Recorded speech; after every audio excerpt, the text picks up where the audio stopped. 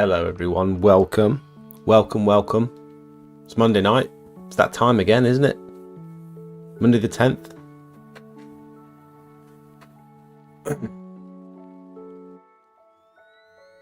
It's been incredibly busy. Where's the chat gone?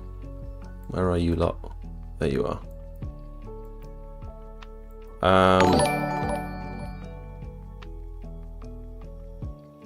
We had a leak. We did a roof clean a couple of weeks ago. We pressure washed it and it leaked. And let me show you the pictures. Let's just get straight into it, shall we? The customer was fine about it, and luckily I had my waiver, my roof cleaning waiver. Because if I didn't have that, it could have been a bit of a nightmare. Jacques, welcome. Nathan, friendly neighbourhood, welcome. Lindsay, Blue Rock, how's it going, guys?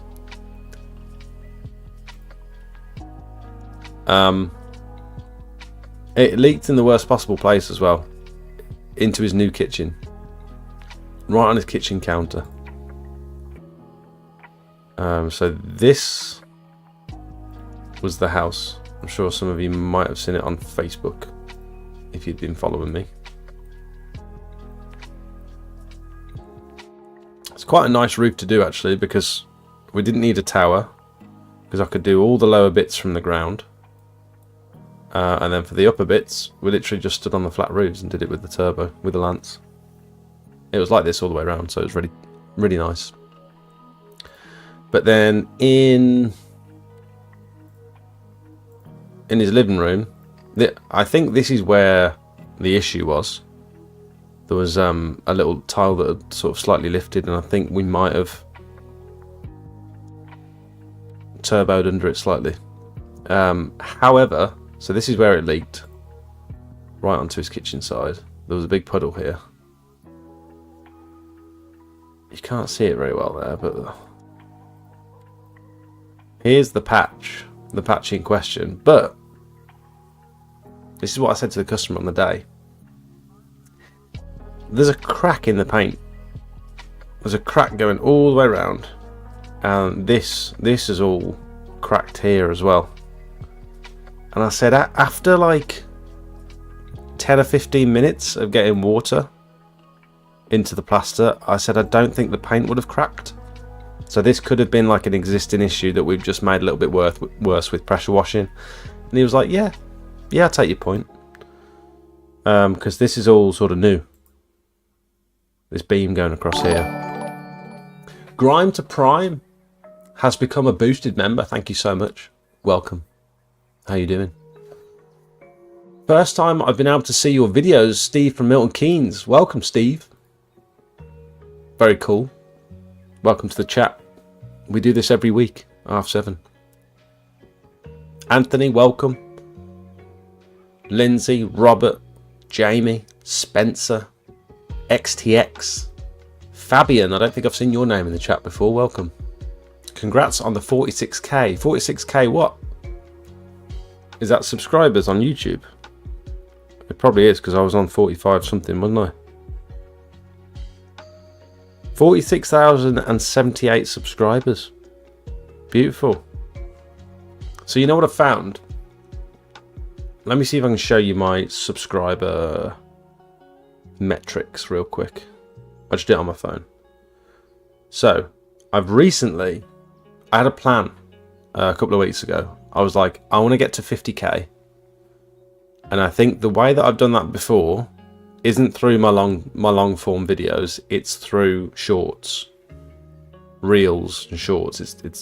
They've always brought thousands of subscribers to the channel, whereas my long form stuff brings like a couple of hundred if I'm lucky. So this is the last 90 days. My strategy like 2 weeks ago or 3 weeks ago was to start uploading shorts onto YouTube. And look at that spike of subscribers. And that's the last 90 days. And if you look at the last 365 days, there's 2 spikes. That was a really a really good short that got millions of views, and then that's the other spike. It's like all those ones I'm putting out recently. So I think shorts really do work. So that's a little inside baseball. Thanks, Matt. Really well. As I said in the Discord yesterday, I've booked 4 jobs in, but forgot to get the quick release adapter for the turbo. Now racing against time, as it's my first pressure washing job on Saturday. Do you need the quick release adapter? Could you not, because I know what you mean, because I think PWS and potentially Rutland pumps as well send them out with no quick release. It's just the bare turbo nozzle with like a threaded end.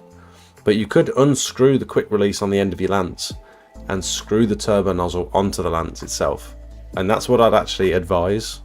But it sucks if you've only got the one lance, because if you need one for rinsing down as well, it means you've got to keep taking it off and on, which I obviously wouldn't advise. But it limits that vibration, because that little quick release adapter adds so much vibration into the lance, and you can really feel it in your elbow and your shoulders after a couple of hours on the trigger. So I'd thoroughly recommend getting a lance with a fixed turbo nozzle screwed onto the end of it with some PTFE tape to stop any leaks. Just food for thought. Evening Grime to Prime, thank you for the sub, mate. That's very kind of you. What's the going rate for regrouting? I'm at around about £15 per square metre for Nexus Titan, which is like a premium jointing compound, like an epoxy mix on site sort of one. I was at around about £13 per square metre for the cheaper stuff from like Screwfix. This is not traditional. This is all for, you know, brushing, jointing compound. But I actually think me and Zach were talking about it today, and other people are way more than that. And I think I'm probably massively undercharging. If you consider this is a very specialist service, right? Us as exterior cleaners, if you're offering repointing as well, firstly, you're pressure washing the service. You're pressure washing the surface. Then if you're in this community, you probably know a bit about the chemical treatments as well. So you're probably chemically treating it, which sets you apart from a lot of other pressure washers. You know what I mean?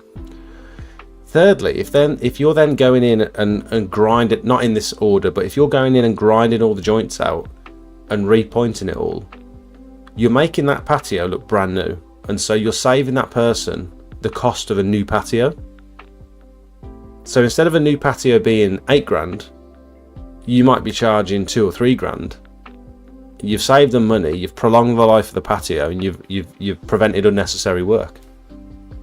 And so it's multiple specialist services you're offering when you're doing repointing and cleaning. So I feel like you can charge a little bit more, because builders aren't. If you hire an average builder to come in and repoint your patio, or a landscaper, they're probably not going to be chemically treating the patio and getting rid of all the black spots and stuff, or rust stains. Whereas we do all that. So I think you can potentially charge more. I don't know.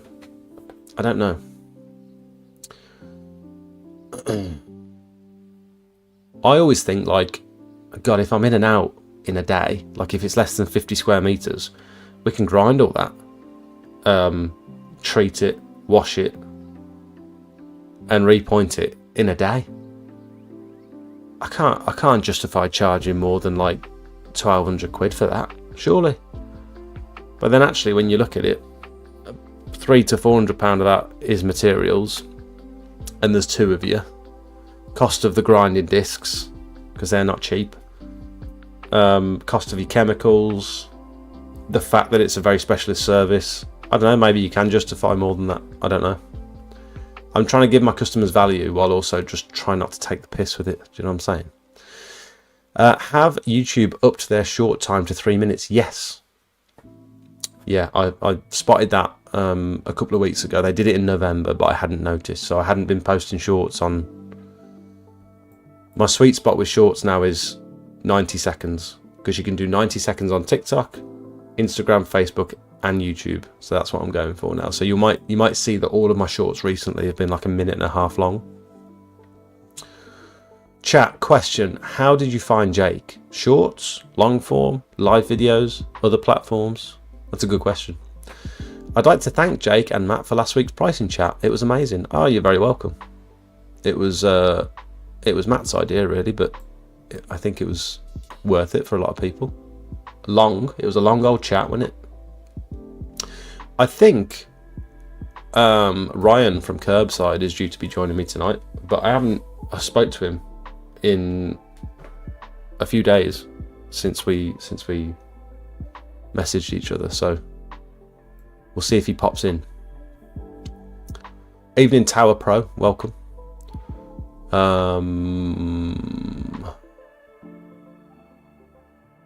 Matt, he was wandering around the car park in Lidl. What do you mean? My new gardener backpack and pole just arrived. Can't wait to open it. I have a package on the way. I've got this one here from Gutter Vacuum Systems that they're very kindly sent out. I sent them a message. I need to reply to them because I didn't realise they were going to do me a little freebie. And I'm sure they won't mind me mentioning because I always give them a little big up.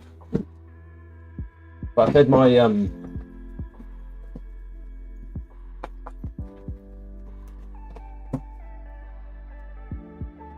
very well packaged. My Panther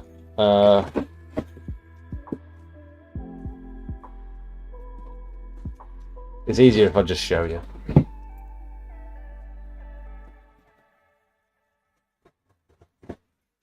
Oh, I made a right mess of that.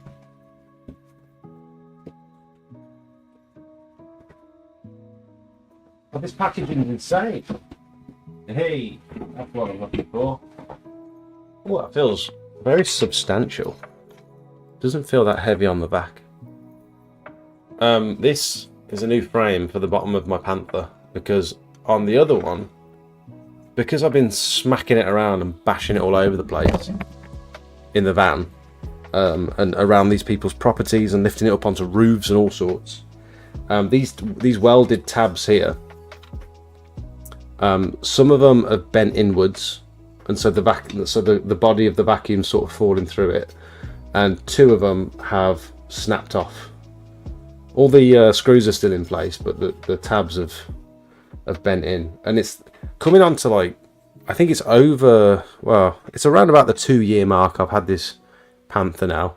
I've never serviced it. All I do is wash the filter. I think I've had one new filter, and I've just like put some WD-40 in places. This is the first proper bit of maintenance I've done with it, to be honest.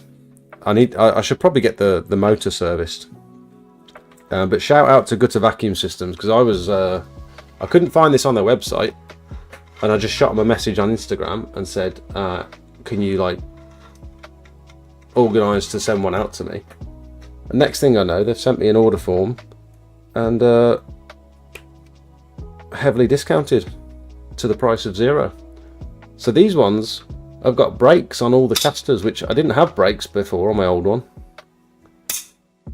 on all 4 sides. That's pretty sick. Very pleased with that. That's gonna make our gutter work a little bit easier. We did a big gutter job this morning. Do you remember? Does anyone remember that garden centre that I cleaned? I did all the block paving at the garden centre, and it was about 350 square meters, I think it was. We were back there today to clear all their gutters. They've booked us in again for next year without me even asking. They just said, yeah, we need you back again next year. She said, you're in the calendar. I was like, okay. But they've got all these greenhouses, and it's a bit of a nightmare actually. The access on them is a nightmare. And we pulled out the longest gutter snake that I've pulled from a gutter. Have a bit of this. This could be a contender for the longest gutter snake ever pulled from a gutter ever in history. That'd be so aggressive. I've got it out all intact. You have a look.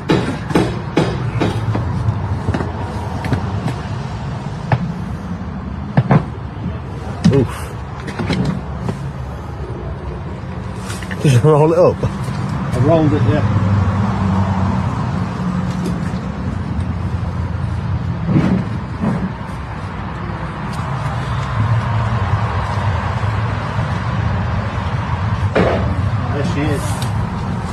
stretch her legs. Oh, broke it. Oh, you broke it a little bit. It's alright, measure it anyway. Yeah, I'll stand with it. What we got? 2.9 metres. Bargain. If anyone can beat that, I'll give them a tenner. This is where she came from. That was her natural habitat. These were so difficult. So our original plan with these was to get the 90-degree adapter on the end of the vacuum hose pole, and like just stand on a ladder and have like 6 poles and just dragging it all back towards us. But there was so many like thick sticks up there. I'd already cleared most of the sticks out at this point, but I've got some real good before and after pictures. But the sticks were insane, and the depth of the leaves and the chaff and the weeds and stuff, it was about that deep all the way across. And I pulled down from, this was one of the shorter sides, I reckon I pulled down about 5 bucket loads from just one of these.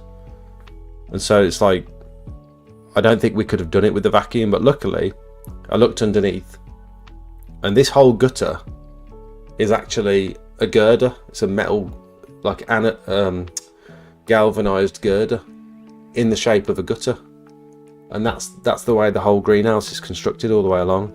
And so I could my feet fit in between them perfectly. I could sort of walk along.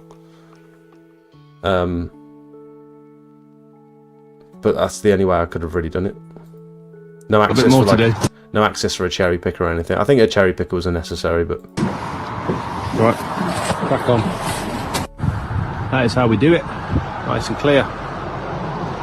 So in the end, I got up there with a hose and sort of, because I couldn't vacuum it all out, I ended up hosing it all back towards the downpipe. Smelts transport solutions. Yeah, anyway.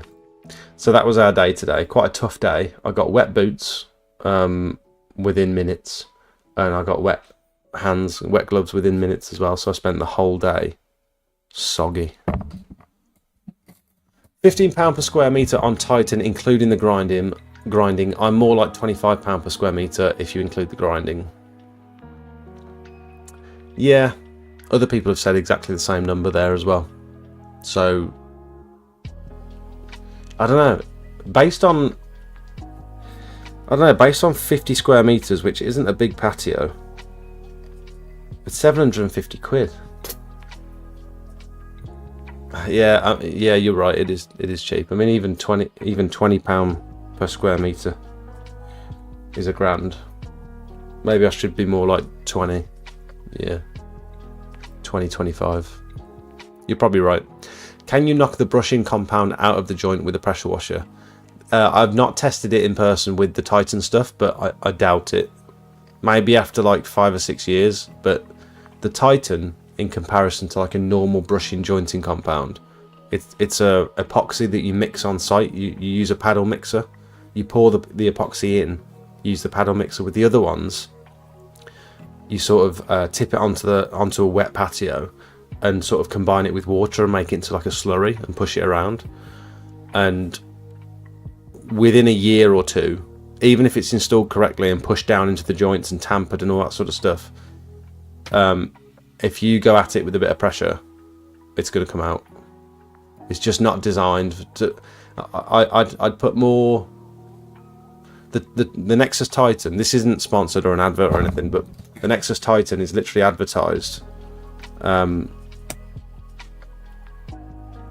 Suitable for vehicular areas up to 10 tons. So it's like, even if you wanted to drive your car on the patio, it's fine.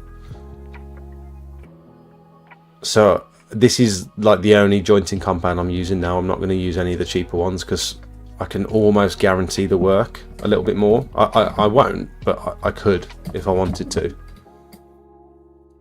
Just seems like the better option for the customer. If they're going to be spending that much money, why not spend like a couple of £100 more and have some real good stuff that you know is going to last a lot more.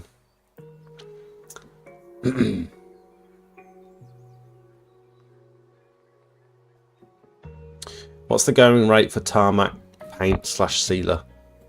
I don't know what the going rate is. I actually don't know anyone else that does the service.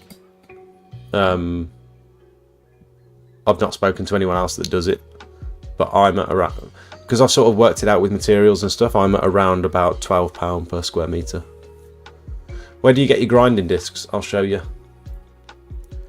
You can go onto the Screwfix website, and if you type in mortar rake and look for the Urbua one, it's the more expensive one. So there's a £15.99 one, and that's a little bit thinner. The £17.99 one, if you go down to the spec here, it's 6.4mm wide, so that's the thicker one. That's the one you want. And it's like a nice chunky grinding disc. There was another one, I think I bought one from Wix, which was equally good. This isn't to say that this is the best tool for the job, but this is just what I use. Toolstation's always cheapest for consumables, I find. Okay. Yeah, I think Toolstation's a little bit slept on. Every time I've got stuff from Toolstation, I've been very impressed with the availability, the price, and the selection of like different, like they sell stuff that I wouldn't have expected them to sell.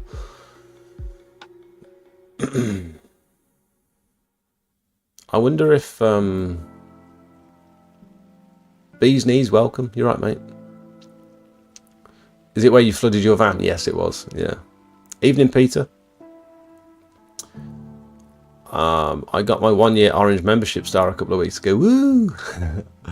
Jake, some of them tabs arrived bent when I got mine, but Steve's was the same, so I thought it was normal. Oh, okay. Maybe it's just been tossed around in the courier van, I'm not sure. Do you still have a Panther? I thought you had a Predator by now or something. No, I've got a Panther, which I love for all residential work and like difficult to access places.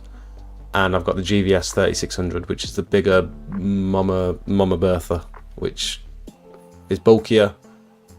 To be honest, quite clumsy to move around and stuff, but it's great for the jobs where you need a bit more power or a bit more reach. Triple motor in comparison. The one thing I have noticed is when it says triple motor, you expect it to be triple the power, but it's not. The Panther is 1700 watt single motor. The 3600, if you think about it, is 1200 watt motors. There's three 1200 watt motors, and so I'm always in a predicament. Like if there's no power supply on site, I've got my generator, so I'll always opt for the Panther because I'm getting more power. Whereas if I use my little generator on the bigger vacuum, I can only use one motor because it's not rated for two motors. 2400 watt it would be if I used two motors. So generally I'm using the Panther for most things. Worst unboxing ever. I'm going to do the same, 90 seconds. Where'd you get your tripod from? It's just a very generic. I'm looking at one that follows you on TikTok. The tripod's just like an Argos, very generic one.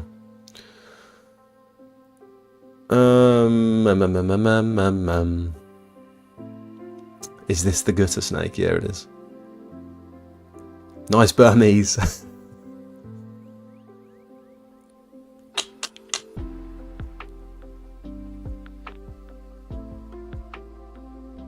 Got a complete Honda 390 setup for sale, Jake, if you know anyone. There you go. Darren Lyford has got a 390 setup if anyone needs it. Based in Cheltenham. I'm trying to get through all the chat. Hi, Jamie. Buy cheap, buy twice. Cody, what's that in relation to? If you're talking about the Panther vacuum, I would argue that that's not the case. You might not be. I'm not sure. Just bagged 150 square meters grind and regrout using Titan. Nice. If you pressure wash tiles, will it not ruin the coating of the tiles? First time using the product. Any tips? That's two different people talking, sorry. What sort of tiles? You mean the roof tiles? If the coating's already gone, then you're not going to ruin the coating. Any tips with the Titan? Leave it, once you've watched the videos, once you've squeegeed or brushed it into the joints, leave it for like a good 15 to 20 minutes before you start doing the dry brush. They say use a wet brush on their videos, but I found a dry brush is better. If you find that you're pulling some of the compound out of the joints, or it's sort of smearing, or it's still foamy when you're trying to brush it off, leave it for a bit longer.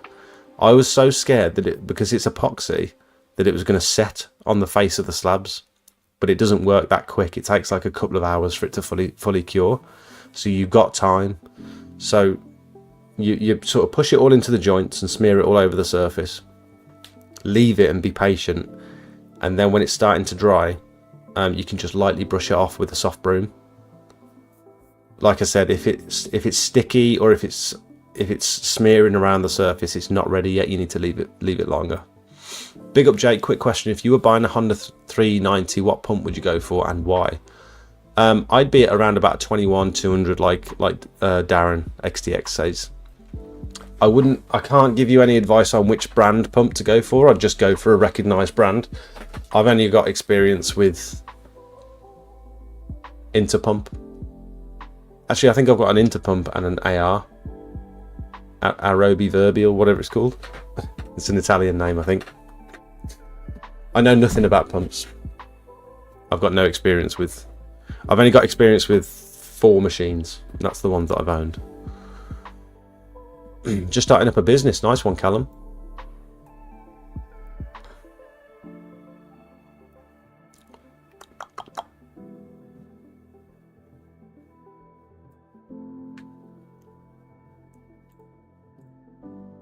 We've been doing some big quotes recently.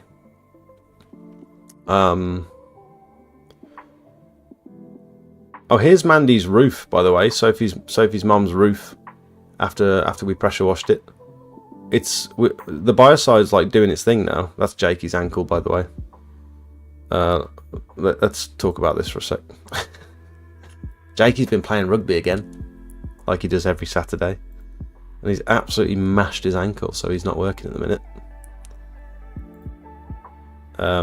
He did say that he was coming in today, but he couldn't drive to the spot where I normally pick him up from. I said, like, no, you're not working today. Stay in bed, keep your feet up, recover. He's one of them people that just try and power through it, but I don't think, because he's still young, I don't think he realizes that actually makes it worse, and it can like affect you for the rest of your life. Because I've sort of been there with those sort of injuries in my BMXing days. I remember dislocating my ankle on my BMX at the skate park, and within a couple of days I was back on my bike at the skate park with a cast on, and I did a 540 on a quarter pipe and landed too low, and my foot, my other foot, tried to sort of stop myself coming from like 5 or 6 feet in the air, and my other foot just landed like that, sort of toes went underneath me, and I torn all the ligaments on the top of my foot. So then I ended up walking around with 2 casts on, one on each foot, because I'm an idiot.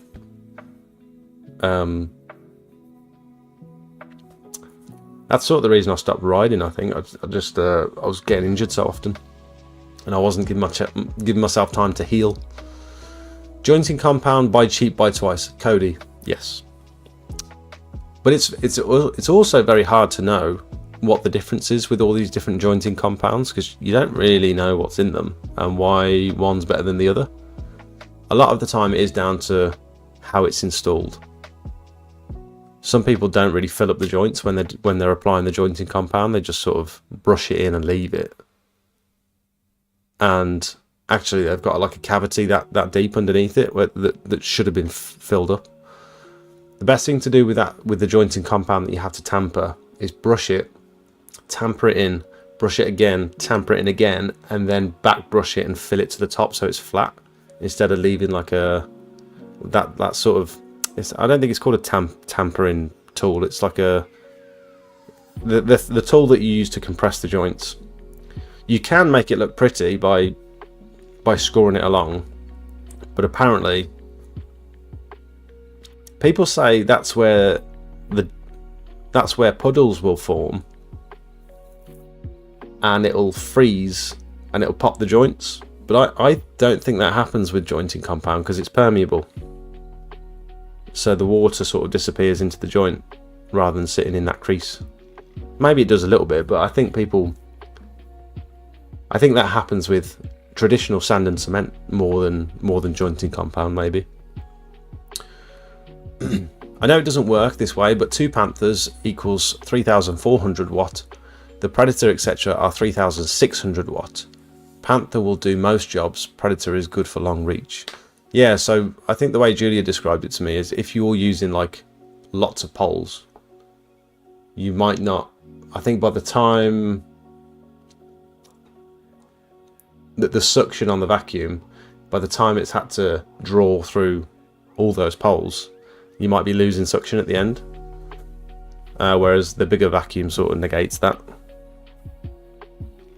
I think that's the conversation we had. I forget a lot of what people tell me, but that's the way I think about it in my head. Evening people, Jack, welcome. Anyone know what the seals are needed for the top of the power pole swivel? Mine are starting to leak. No.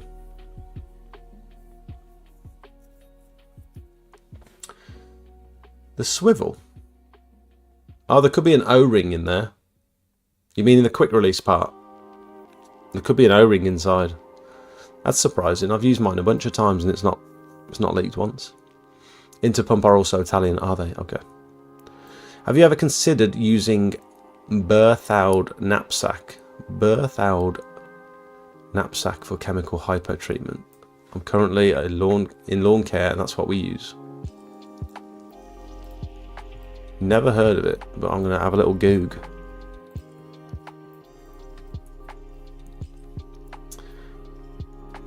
I want to see if Ryan's about because I hope he's not waiting for me.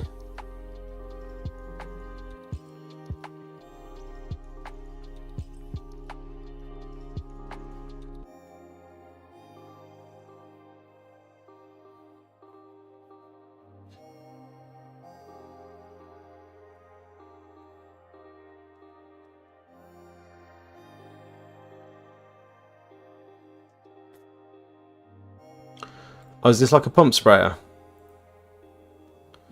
So the only reason I wouldn't use this one is because it's not battery powered by the looks of it. You have to manually hand pump it. Oh, what about that one? Oh, that one's a hand pump one as well. Yeah, in this industry, unless you're spraying weed killer, I think we tend not to use these. Just because when you're applying chemicals to a surface, most of the time you're using both hands.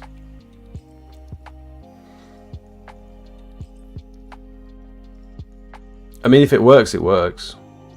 It's the same thing, isn't it? It's, spraying weed killer is going to be the same as spraying hypo. It's just how much you can get onto the surface. I mean, some of the areas that we cover, it's like doing this constantly while you're spraying. I don't know. Does anyone else use pump sprayers rather than? To be fair, I've used pump sprayers to apply hypo, but it's only been on very small areas. I can't see myself doing it over a larger area, but I suppose that's why they made the X-Jet. Making the jump from lawn care to pressure washing this April. Going self-employed. Your videos helped me out a lot. Thanks again. Peter. No worries. I'm glad you found them useful. My ankle looked like that one time. It's never been the same since. Same with me, actually. I've dislocated both ankles and one of my right has never been the same. It always scares me when I twist my ankle or something. I get the shivers go up my spine because it feels like it's going to pop out again. And I've done it multiple times on this one foot, and it scares me every time. If I like overstep on like going down some stairs or something, and it sort of almost goes, I'm like, oh, like I get goosebumps all over my body. It's horrible. Oh, thank you so much. Well, can you leave that dirty socks there? Oh, they're not my dirty socks, are they? Few of each. Puma, where's Luca wearing Pumas? No, they're yours. Oh, they're black. I thought they were grey. You okay? Yeah. Is that coffee? Thank you. Got you one in the neck. Yeah. Yeah. I think I've broken almost every single bone in my arm at least once because I was a goalie and used to dive about on concrete. Ugh, why would you do that? My mum had social services at the door because I was constantly at hospital. Oh my god. I mean, that was like me, to be fair. Oh, thank you, sir. Not my mum had social services at the door, but I was in hospital a lot. But a lot of the time I just wouldn't go. And I wouldn't tell my mum when I was injured because I know she'd make me go. And so I just...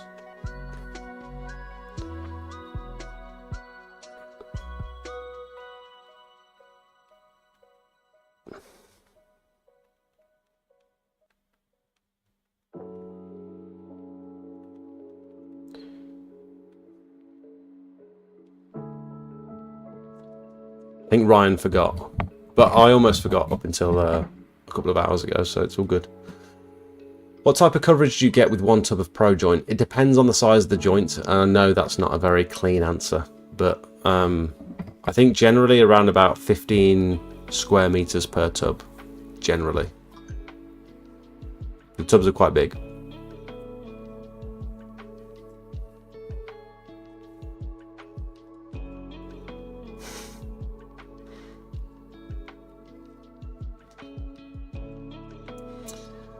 Howdy Negan, welcome. 6-hour drive tomorrow for a Skyvac roof cleaning course.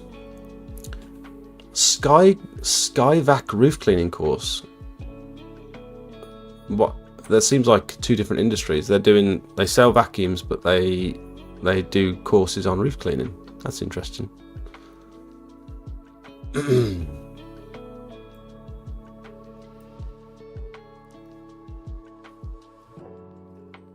You never learn when you're young. Jakey will be better in no time, though.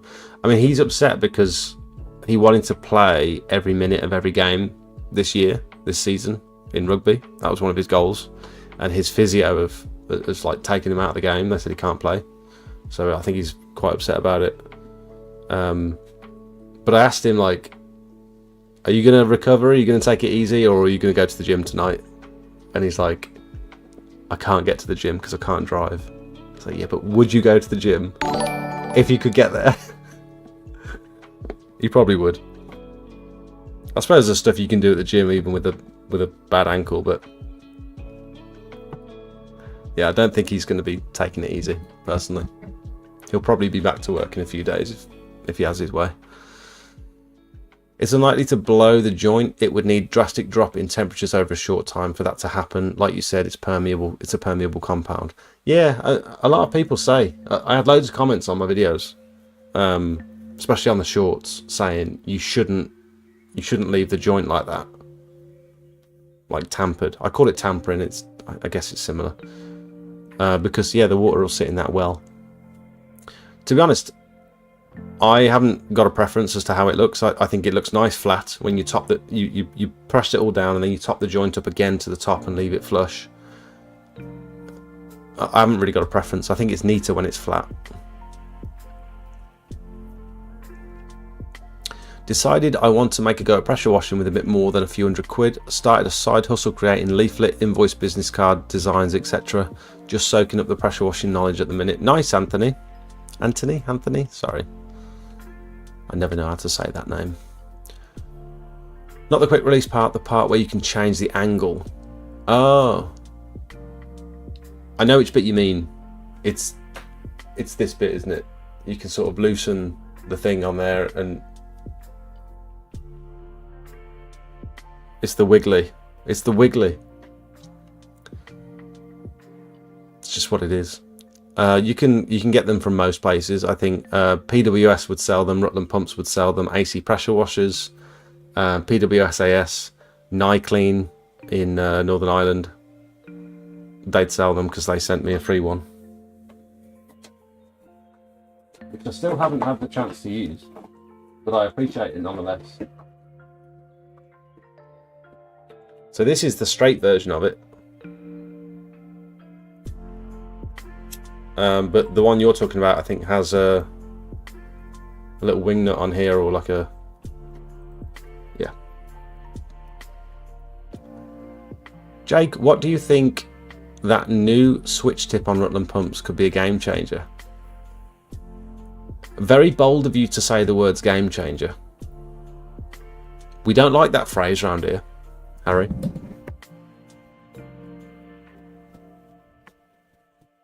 However, I do agree with you. We've talked about it before. I'm very keen to get my hands on one. I'm waiting for Rutland Pumps to get some more in stock, because I think they made like hundreds of them, and they sold out super quick, because it is a fantastic idea. So this is for your X-Jet. So instead of taking your proportioners in and out of the bottom of the X-Jet and gnarling them up and losing them, and then you've got, just to get the black tip, the 1:5 proportioner, you've got to buy a whole new pack of tips, which cost about 25 quid.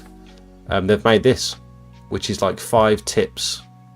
There's no plastic in there. I think the size of the hole is what dictates the proportion, and you can just spin it round depending on what ratio you want, which I think's amazing. If they can find a way, an ergonomic way to do this and have like all of the options, I don't know if that's possible. The wheel would probably end up being too big. I had an idea where you could have like multiple wheels stacked on top of each other, like 3 wheels, like, you know how you do like a safe or like a suitcase combination on a suitcase. You have a certain combination and it gives you this proportion, and then you can spin one or spin them all to get a different proportion. That would be super complicated. I don't know how they'd do it, but maybe that's how you could get more variations on one product. But the switch tip, I agree, it's a game changer, and I want one. That's the Pro Foam. Oh, they've got a different nozzle on the Pro Foam now. That looks posh. It's like laser etched or something. But yeah, very cool product. Talking about backpacks, what are the best chemical pumps? I'm wanting to change mine from the original ones. I have no idea, mate. No idea, sorry. I have a Gardner backpack, and I've got the pump from DA Components in mine. So mine failed. My Gardner backpack failed after about a year.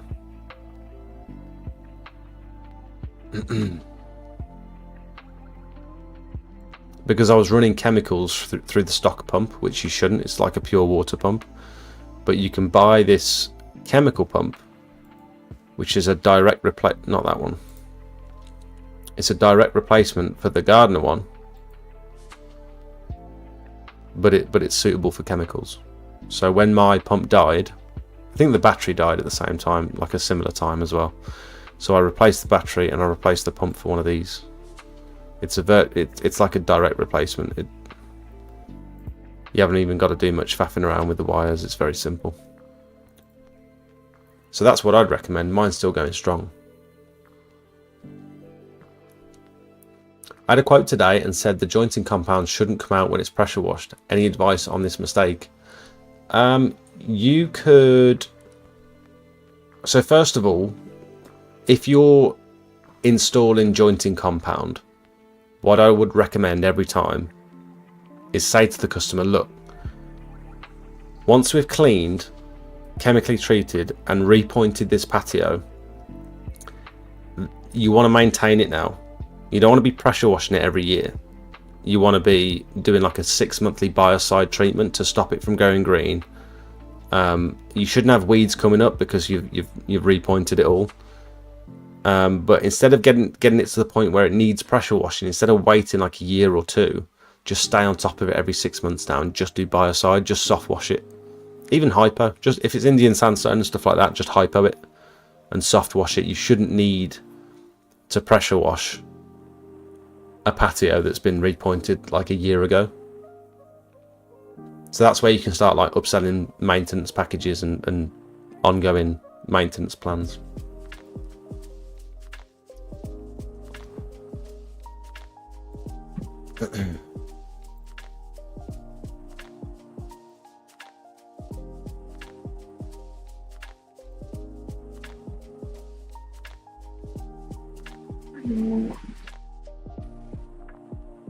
Hello, matey. How are we doing? I'm good. How are you? I've had better weekends. Oh no. Yeah, it's been. Hang on, let me mute that one. It's been eventful to say the least. But I finished work Thursday. Luckily, I didn't have anything booked in Friday. So the world just fell out my arse every 10 minutes since Thursday, all the way till like this morning. Had to go to Kent this morning to have a look at the job that's like 30 grand plus VAT. I was like, I have to go to that job, and paid it there. That was fine, but it's still not been great today. But I'm back to normal tomorrow. What do you mean? You're ill or everything's going wrong? Oh, I'm ill. I've had neurovirus, I think. Oh, sorry. I thought you'd had some bad news. Kind of stomach bug. Well, we have had some bad news actually as well. My wife's granddad died yesterday. Oh. It was like the cherry on the cake, really, for the weekend. But you sound very very low at the minute. Yeah, so I've had better weekends. You didn't have to do this, by the way, because I forgot as well. We spoke like last week, and we haven't messaged each other for days. No, I would rather get it out of the way is not the right term, but obviously you're going to tell people we're coming to see you. Just talk about the road trip in general. I'm not going to stay for ages. Yeah. I'm got the baby next to us anyway. Hi. Oh, look. So, yeah, we're not going to. The way she turned the baby sideways, that was funny. Oh, look. Is the baby me? She normally goes to bed. Yeah, she normally goes to bed in about an hour. How cute. Hello. I remember those muslin cloths burping. I remember. Yeah. I've got like a knack for burping. I feel like hand under the chin like this, and just a few taps on the back, and it all just comes straight back out. She always said to me like I was better at it because I gave her a bit of a harder whack than she did. But I was like, you got to be a bit firm, ain't you? I remember holding Maya above my head and sort of throwing her up and down, and she threw up in my mouth and down my t-shirt. Yeah, I've had that. There was so much. It was gross. You can I had that with my oldest. All you can do is laugh. Yeah, it's not so bad when it's your kids. Yeah, true. Why are you coming to my house? Am I on the stream? Yeah, of course you are. Oh, it's not. It's paused on my end. Oh. Hang on, let me put that live. There we go. I can see myself. So we are going with the Uncleanables. We've got the new merch on. We're going on a road trip, and we're visiting 8 people in total. You are one of them, and we are going to get you on the podcast. Wonderful. For a full episode. Where are you going? Like, are you going all up and down the country? Because you're not close to me at all. No, we're not close to anyone we're visiting. So, on the Wednesday, we're with you on the Thursday, aren't we? I think Thursday late afternoon. I believe. I need to check. I think you're spot number 3.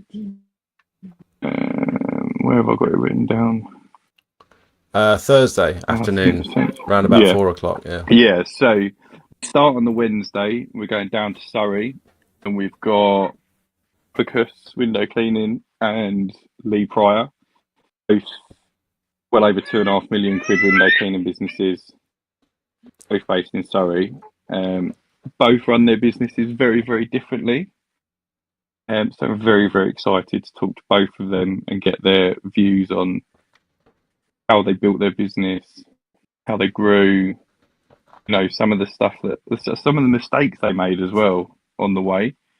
I think that's important. A lot of people only ever talk about stuff that went right, what we done right, and sometimes they forget about the stuff that they done that went wrong. And a lot of the time, you only see on YouTube all the stuff that goes well. People don't tend to post the stuff that doesn't go so well. Exactly. I've got shelves of stuff that my unit that I've bought and never used, or bought and used once, thinking it was going to be the next best thing.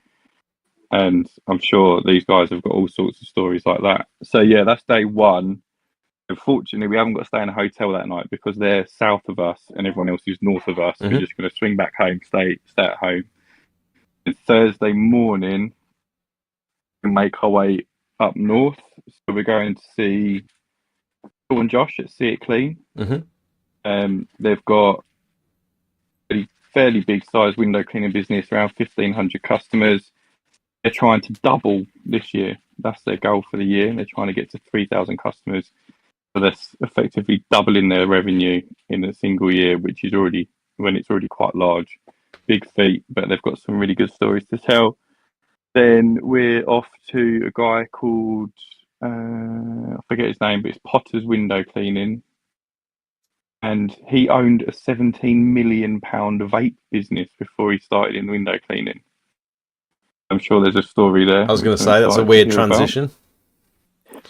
Yeah, I haven't asked too many questions because I want to be surprised. So I want to hear the story for the first time as well. Then you're number 3 on that day. So we're coming to you. Then wait, on that day, you're doing 3 in one day? 3 both days, both day 2 and day 3. No yeah, way. So we're going from you to the hotel, which I think is about an hour away from you. It's on the doorstep of Darren from PWS. So we've got Darren first thing in the morning, on the Friday morning. Then we're going to see Sid Partridge. Finishing up with a gent called Michael Lynchy, who has grown his business from 0 to 100k in 11 months. Absolutely smashed it. So we've got 8 really, really good businesses. I'm really excited to sit down with, and that's awesome, mate. Everyone has confirmed their questions. They're happy with. No one's removed anything. So, well, I've done so. That super personal one you asked me about, that was a bit weird, but we'll leave it in. I just want to know how big it is. So. No one else has seen it other than so it's I don't know if I want to talk about it. I think it's time to share, mate. It's time to share. You share enough on YouTube, might as well just go full hog. I got criticised. I got threatened about that last week. Someone on TikTok threatened me for sharing too much information on TikTok. Oh god, One of those. They're going to meet me. Share information, guys. Yeah, they're going to meet me at the expo and give me a good drilling. They said, so that's going to be interesting. Really? Yeah. Sounds exciting. Yeah. There's a guy I used to talk to from Wales. His company was called So Fresh and So Clean. He'd done a lot on TikTok. Not so much about window cleaning, more like just rants about stuff. And he drew quite a following. And he disappeared. And I saw him pop up on one of the Facebook groups a little while ago. So I sent him a message. I just said, how you doing? Haven't heard from you in a while. Haven't seen any videos. He said, no, I had to delete my page because someone local to him found out where he lived, turned up at his house, knocked on his door whilst his wife and kids were home, waiting for him to come back from work all day. So His wife called the police. He got taken away, come home, and then that same guy started posting his address on every one of his videos repeatedly. He said he couldn't delete the comments quick enough before a new account had started up and was posting his address. And obviously, once someone had done it, even someone who didn't know him, started doing it as well. Yeah. Because he saw people doing it. Just got out of hand, so he had to delete his whole account. But he was like 500 followers off of monetization. What's wrong with people? Who's got time to do that? Like, if you're, this is the issue I had with this bloke. If you think I'm taking work off of you, but you've got time to sit there scrolling on TikTok and time to sit outside someone's house and wait for them to come home, like, are you really trying? Are you really busy? Exactly. We talk about, we filmed a podcast today, me and Dan. We were talking about how there's so much negativity online, not just in the cleaning industry, but in all other industries as well. You can go on any sort of Facebook page and you'll see someone who's posted a job of theirs, and the first comment will be someone knocking it down for some reason or whatsoever. And we sort of pinpointed it down to like people's just self-esteem issues. So they're not happy with how their business is going. Because, and like, social media is very subjective, isn't it? So you generally post the good jobs. If you fuck up a job or it doesn't look great afterwards, you're probably not going to post it. You're only posting the good ones. So people just see you posting these good jobs every day, posting a good job, get jealous because, you know, they don't have that reality, but they don't realise that that's not everyone's reality. Yeah. Everyone has a bad day, you know. And in the same way, you could have 100 good jobs in a row, but not have charged enough and be really struggling for money. Yeah. And also, just because you make it look good online. Yeah, I think people. You're absolutely right. People that generally post negative comments or look at sort of negative content online they're spreading this sort of negative energy onto the internet. They're generally people that are missing something in their lives. They're struggling in some way, and they want everyone else to feel the way they feel. Exactly, yeah, and say probably 99.9% of them never say anything to another person to their face. You know, and then even then, if they'd have to be having a real bad day, you just get that one bad egg, and everyone hears the story. Yeah. Then it's like, that's where you get all these get off my turf stories from. It's not everyone. I've never even experienced it. Yeah, nor me, to be honest. No. There'll be one bad egg, you know, that does that. Yeah. And all of a sudden it's like Chinese whispers, isn't it? Story changes a little bit, and a little bit. And before you know it, you feel like there's 100 different companies that are get off my patch. And really, it's one story that's just changed a tiny little bit. Yeah, that's a good point. Over the course of 10 people being told. Can you tell me more about this 30 grand plus VAT job? Because I've just quoted the biggest job we've ever looked at recently, and that it's in that region. What did your job entail? It's a manor. It's quite a local manor, and it's a combination of resin and a lot of tarmac and some block paving and stuff, and it's just a massive job. That's a house. It's not just one house; it's about 50 houses. Okay, I see. Yeah, so the job that well, it's not actually my job. I've been brought in by another local company to carry out, you know, a portion of a much larger job, and it's not confirmed yet. But so basically, the guy going for a tender. It's a 9,000 square meter warehouse. It's completely empty at the moment. I've walked into this warehouse. You can't even imagine what an empty 9,000 square meter warehouse looks like. You can almost like not even see from one end to the other. It's really? so big. That's cool. Yeah. but they want, so it used to be like a refrigerated unit, because it was used for food. So that company's moved out, and the whole thing's being renovated. So like painting the exterior, the office side of it's still in use.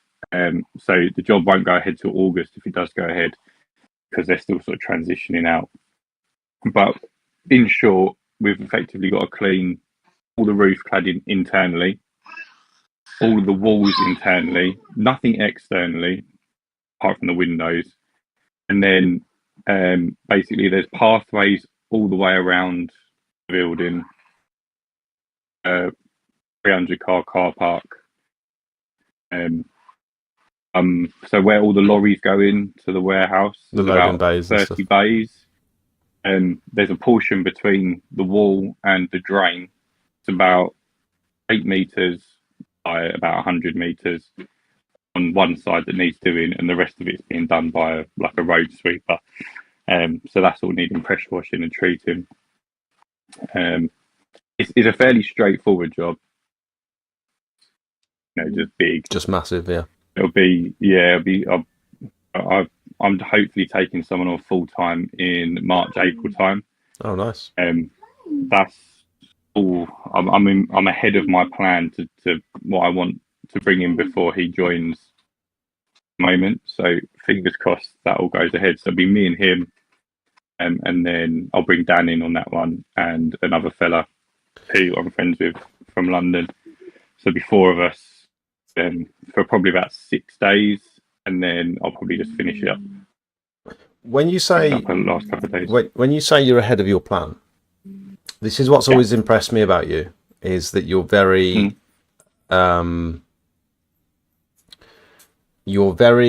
strategic in the stuff that you want to do, and there's a reason behind everything that you do. And something that I've been dealing with lately is that I'm sort of floating with no real direction as to which way I want to point the business, and stuff happens and I adapt to it, but I don't have a plan. Like, I don't have a 5-year, I don't have a 6-month plan, I don't have a 12-month plan. I feel like stuff changes so quickly that I can't plan for stuff. And one of my questions, isn't it, when I come to see you? Oh, it might have been. Yeah. I have to have a little think about it. I want to know yours. I want to know how you look at the next 12 months and think, okay, I want to get this, and this done. And regardless of whatever else happens, this is my goal. What I do at the start of the year, so normally I over the time I'm off over Christmas, I write down 3 goals, so at least 3 goals that I want for the business. This year I've done it for the podcast as well. And let me get them up. What I do is I print them off and I put them on my desk. So every day I'm looking at them. Reminds me what I'm going to do. Funny enough, this year is probably the only year that I haven't really put much thought into a 3 or 5 year plan, because my 1-year plan is quite full on. Where is it? Goals. No, what did I call it? Because like stuff gets thrown in, like illness, or like a new baby, or just your situation can change so quickly that it's like that plan might not apply anymore, or I need to adjust the plan. No, so I think, like with anything, right, you plan is something to work towards. If you haven't got anything to work towards, what are you working for? That's the conversation I've just had with Soph. Like this pot that I'm building, this safety net that I'm building. Why am I building it? Yeah. Because I don't want. So if you want a safety net, no, that's fine. Just build, but set an amount. Right? Yeah, I don't have an amount. Yeah. If your safety net hits that amount, you can start playing with money. You've got your safety net there. If you want to employ a second staff member or buy a second van for Jakey, after you've hit that amount, that's your effective, your 0 now, right? Yeah. So what I've got on my goals for 2025, at least 1 new staff member, ideally 2. 500 new customers minimum, 200k turnover, and 50,000 subs on YouTube. Right, so what I do at that point, I go, that's what I want at the end of, that's what I want at Christmas next year. How do I achieve them? So how do I work backwards? And I don't try and work on them all at once. So the YouTube has taken the lowest priority this year. I will upload videos if and when I get them. I'll still try and find videos. I've uploaded one this year. I've got one scheduled for Thursday. I've got a month's worth of content. But the main one for me is new staff member, 500 new customers, and 200k turnover. And they all sort of go hand in hand, right? So in order to grow the turnover, I need more customers. In order to take the staff member on, I need more customers. So what do I start with? How do I get more customers? Yeah. So goal number one was, how do I get more customers? I'm not one for knocking on doors, although I recommend it for the best form of marketing. I think when you're first starting out, it is invaluable. It's cheap. Well, it's free. What you've got to do is take some time, go knock on the door. Do you want a window cleaner? Do you want your driveway pressure washed? No? Okay, no worries. Oh, yeah, cool. Do you mind if I give you a quote? Easy as that. It's not a bit of me now. I tell myself I'm too busy to do it. That's because I'm still doing everything myself. Once I take the staff member on, there will be some door knocking that needs doing.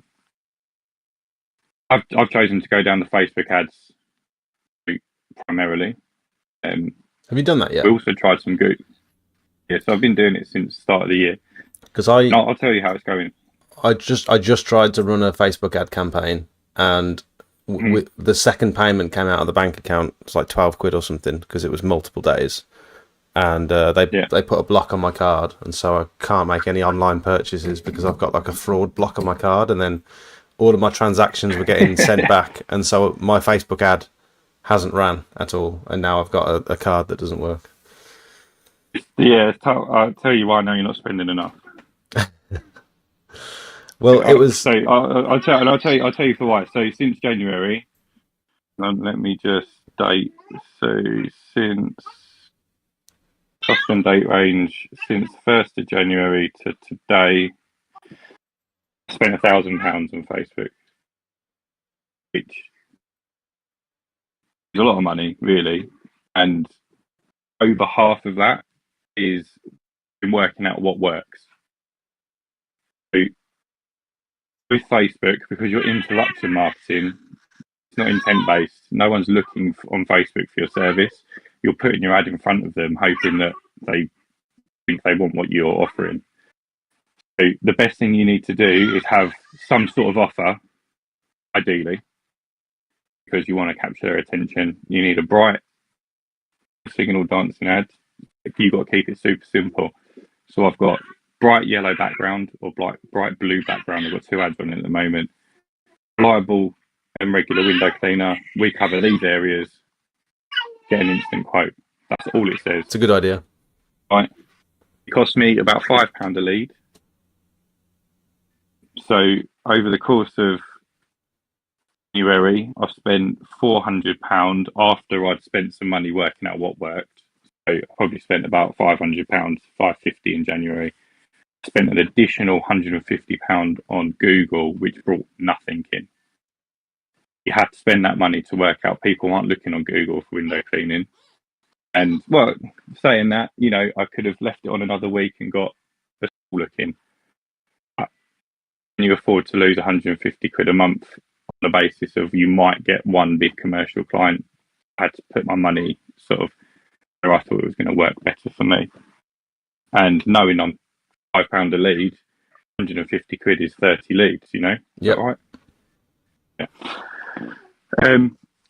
Also, what I was doing in January is I had my prices. I upped my prices when I put them on for the instant quote, because I was like, I want well priced work. What do you mean instant That was something quote? else. So I've signed up to a system which has been invaluable. It's called External Cleaning Lead Management. It's a guy called James. He's an absolute genius. when you fill in, so you do a Facebook ad with a lead campaign, so they fill in a lead form. The system pulls in that lead form with the information it asks. You have to put in the pricing based on makeup of the property. Say they've chosen a semi-detached 3-bed house with a conservatory. You'll have semi-detached 3-bed will be £22. If they've got a conservatory, it's plus £4. It will give them an instant quote of £26 every 4 weeks or £30 every 8 weeks. That sends it to them via WhatsApp, because the WhatsApp open rate is like something like 83%, whereas text message and email is much lower. All right. Also sends them automatic follow-ups. What I found was we added 15 new customers, 15 or 18 new customers in January, the whole of January. Now, I know January is historically not a great month for people spending money, and you might not have been wise to spend that money, but I speak to a lot of other window cleaning companies, and a lot of them did very well in January. There's one guy in Lincoln who did like 18k a year to his round in January. That's £4.5 crazy. grand a month worth of work. Same advert I'm using, very, very similar. 2.5 grand in ads.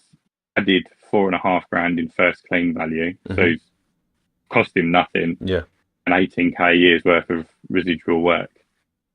And if you could do that every month, Yeah. you'd be laughing. That's Yeah. like a new staff member every 2 months, pretty much. So we're 1 week into February, effectively. Because I've been ill over the weekend, I've had my eye off the ball. So on Friday last week, which was the 7th, I believe, I'd already added 15 new jobs. Would you say that you doubled? Go on. Go on. Would you say that when you do stuff like this, you can't just test the waters and dabble here and there? You've got to spend a lot of money to see results. You don't have to spend. It depends on what you consider to be a lot of money. So in January, like I said, I spent £400 on that initial campaign, and it returned me 200 quid's worth of first cleans. It was £200 out of pocket in the first month. Like month 2, it would have covered. It would have covered. Yeah. Decided to do in February because you've got to keep working on it. Like, I didn't think that was too bad, costing me £200 for 15 new customers. I thought that was okay. In my books, it wasn't horrendous. But I'm speaking to all these other people who are running very similar ads to me, using the same system because he puts us all in touch with each other, and their first clean value is more than what they spent on ads. Yeah. I'm like, I can do something differently. So saying like, what are your prices like? What are your prices like? And they're all got strong pricing, but mine were just £1 or £2 more. I dropped my prices a couple of quid on each service, and I doubled my ad spend daily. That was £25 a day in January, £50 a day in February. And in the first week of February, 13 or 15 new jobs in the first 7 days. And a lot of these people I'm not even talking to. Literally inquiring, and then it automatically books them in. Yeah. That's such a good just system to have on the side that's just generating work. And that system cost me £150 a month. But for that portion of it, obviously I've got to spend the money on the ads on top of that. But as of February, I've brought in more money in first cleans than I've spent. I think very marginally, but still brought in more than we've spent. I think my concern with a lot of marketing is that because I've not done anything before, that I realise you've got to put a decent amount of money and you've got to be consistent with it. With any form of marketing, I feel like consistency is key to get results, and learning the system and doing enough to see what works. But at that point, you've invested all that time and money and effort into a system that might not work at the end. And I just feel like there's a huge potential for waste. But then you look at the the big businesses, the big corporations, and they're spending millions on Google Ads a month. And it's like, it clearly works. It's just, you've got to fine tune it and figure out how it works. And it costs money to figure out how it works. Yeah. Like you said earlier, you can't dip your toe in. And I think the way you're looking at it is wrong. You're never wasting anything. You're always going to learn something. Yeah. So if you try something and it doesn't work, you know that then doesn't work. As long as you've given it, the full. I think that the perspective I'm coming from is most of my audience are new to business, and they've probably not got a lot of money behind them to run these campaigns and to figure out what works. And so that's the issue, is that initially you're not going to have that luxury of having like a couple of £100 to try stuff. No, and if you haven't got that, then you probably shouldn't be dabbling in something like this. You should either be paying someone, like I think there's a guy called Sam on the Facebook group who's got a very good reputation on returning you more than what you spend for, I think specifically for gutters and roofs. My friend of mine, Jake, I'm sure it was him that he used. He was spending £500 a month, including ad spend, and it was returning him £700 or £800 worth of gutter work. Yeah. Now, that's a win. No matter which way you look at it, that's a win. But if you didn't have to spend the £200 that guy's charging to manage it for you, you learn how to do it himself, yeah, your margin is going to be bigger. But if you're new and you haven't got the money to spend, go knock a door, print some leaflets, deliver the leaflets. Yeah, there's so many other options in the beginning, aren't there? Yeah, you need to be spending money and potentially losing it on something that you've never done before, just because you think you should be doing it. It's not, and I don't know if. Sorry, can you hear us? Is it all right? That's fine. This is okay. That's all right. This is fine. I don't think the bigger ticket stuff is so great for Facebook. So the more you're charging for something, the less likely people are to sign up on Facebook. Because again, it's that interruption marketing. So if you're trying to get roof cleaning leads, instead of like Google, if someone Googles roof cleaning, you could probably argue that they've looked into roof cleaning. They've got an idea of the process. They might know whether they want a scrape or a pressure wash. And they might have already had a look at pricing. So when you eventually quote them, they're not going to be like, bloody hell, I didn't think it was going to be that much, and just shut you down. You'll pay a little bit more per lead on Google, but it's intent based. So they've searched for you. With Facebook, you're just going to throw your ad in front of them. And they might go, oh, that looks cool. I wonder how much that is. You get a quote and you never hear from them. Yeah, and you're still going to pay for that lead. So the lower ticket services just are inherently more successful on Facebook and stuff like gutter clearing, window cleaning, conservatories. The pricing on that sort of stuff isn't as varied. Like with roof cleaning, you'll get a guy that does it for £300, or you'll get a normal company that will charge £700, £800, £900 for 3-bed and over. Window cleaning, you're going to be looking between 16 and £24. It's a much smaller margin. With the gutters, you're going to be looking between 60 and £110. People sort of know the range they expect to be paying. Yeah. If you're looking for a statistical way of putting your money into something that's going to return, firstly you're going to want to use a specific service. You see this a lot. People money on Facebook ads, or they boost it. Like, don't boost the post. Like, that's biggest bit of advice I can give you. Just don't use the boost button. You do a Facebook ad, and it'll be the time of year for your pressure washing. On the ad, they'll be like, we also do this, we also do this, we also do this. Because you're paying for it, you think you want to make sure they know what you do. They want to capture as much but you're like attention as overcomplicating possible. Yeah, and like also, if someone's paying you to pressure wash their driveway, they want to think that you're Specifically, an expert in pressure yeah, washing. Yeah. They don't want to think, fucking hell, this guy does like windows as well and roofs as well. Like, is he just a jack of all trades? And not everyone thinks like that, but a portion do. And when you're advertising, especially when you're paying for advertising, you just want ideally an offer, because that's something that you can sell to someone. If you inquire now, we're going to offer you £20 off your gutters, or first clean half price, whatever it might be, some kind of offer. So offer, headline, deadline. So your offer, what the service is, and a date to do it by, really, yeah. is the best way to market an advert. Just going back a second, you said don't use the boost button on Facebook. That's not a Facebook ad. I didn't realise that. No. Is that what you done? Yeah. Yeah, they won't do nothing for you. So the boost button is to I don't know. Is it? promote. I could still do it in a radius. It still let me do it. Yeah, but it doesn't. It doesn't promote the same way. Right. Doesn't look the same when you're scrolling. No, so like with a Facebook ad, you want to capture people's data. You want a call to action. It's either going to be message you or in this lead form with your information so we can contact you.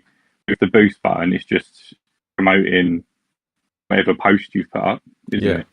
Yeah, I think you can put a call to action on there. I'm pretty sure. Yeah, I've just steer clear of boost. Okay.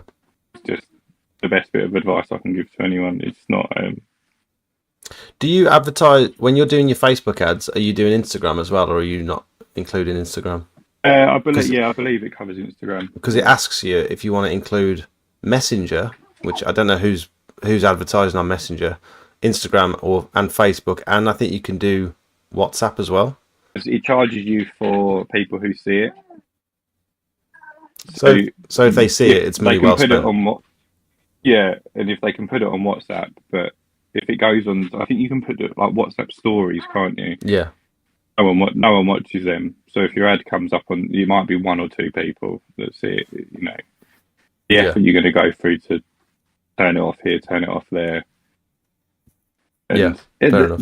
The way that it's very clever the way that it works. So your first few days, you might have a much higher cost per click because it learns what where the best leads come from, and then it will start promoting to them. So it will learn over time. So again, the more money you spend on a campaign, better results you'll get because it's giving it time to work out. And I suppose it doesn't putting it in front of more people. It doesn't need to be a different ad every time. Once you find something that works, you could just run that same ad again because you know it works. That's what I do. Change the colours sometimes. Yeah. It's the same ad, but change the colours. I might reorganise. So it's a picture of me, a list of the areas we cover, and regular and reliable window cleaner. But I might swap over the picture of me and the areas we cover. If it performs better, I had a couple of people actually book in both areas I don't cover. And because the way that it works is it will show you the ad if you're in the area. So if you live 3 towns over, but you've come to visit a friend, and you're on Facebook whilst you're there, and then you see, window cleaner, oh yeah, I'll do that. And you go home, it doesn't know that you don't live there, just you're there, so it's going to show you the ad.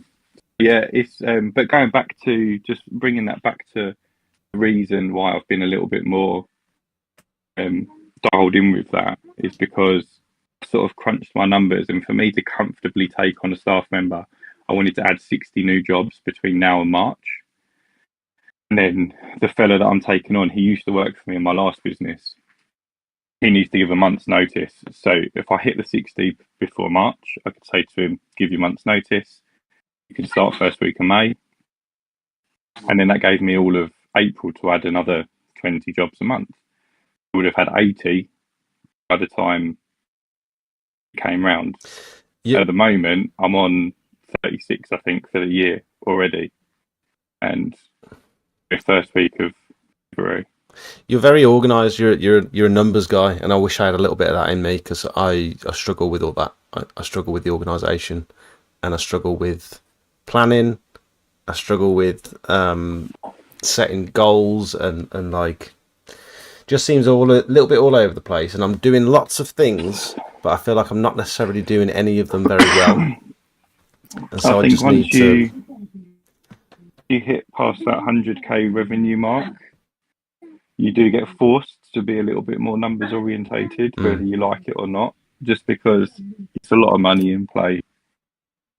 And you'll know a very small mistake could lead to quite a big chunk of income, especially like if you're doing a clean and repoint, it could be £1,000 out the month. But if you cock it up and you don't, you've not calculated right, or you've underspent, you've not bought enough of the grouting stuff, which is quite expensive, or for whatever reason you damage something and the job goes wrong, you need to know what other money's coming in that month, because you've now got a staff member, you've got other bills to pay. We had that this month actually. In January, we had a £3,000 repointing job booked in, and we had someone come in to lay some slabs for us, because there was loads of loose slabs, and I just didn't want to take that part of the job on myself. And he come in, relayed a bunch of slabs, and he said the back of this whole back area is collapsed underneath. And he showed the customer, he was like, I can relay them, but it's going to fail within like 12 months.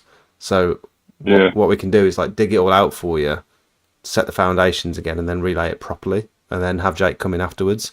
And so it's meant it's going to be like a month delay on this job that we were hoping to have in for January. So that's £3,000 just not coming in for January.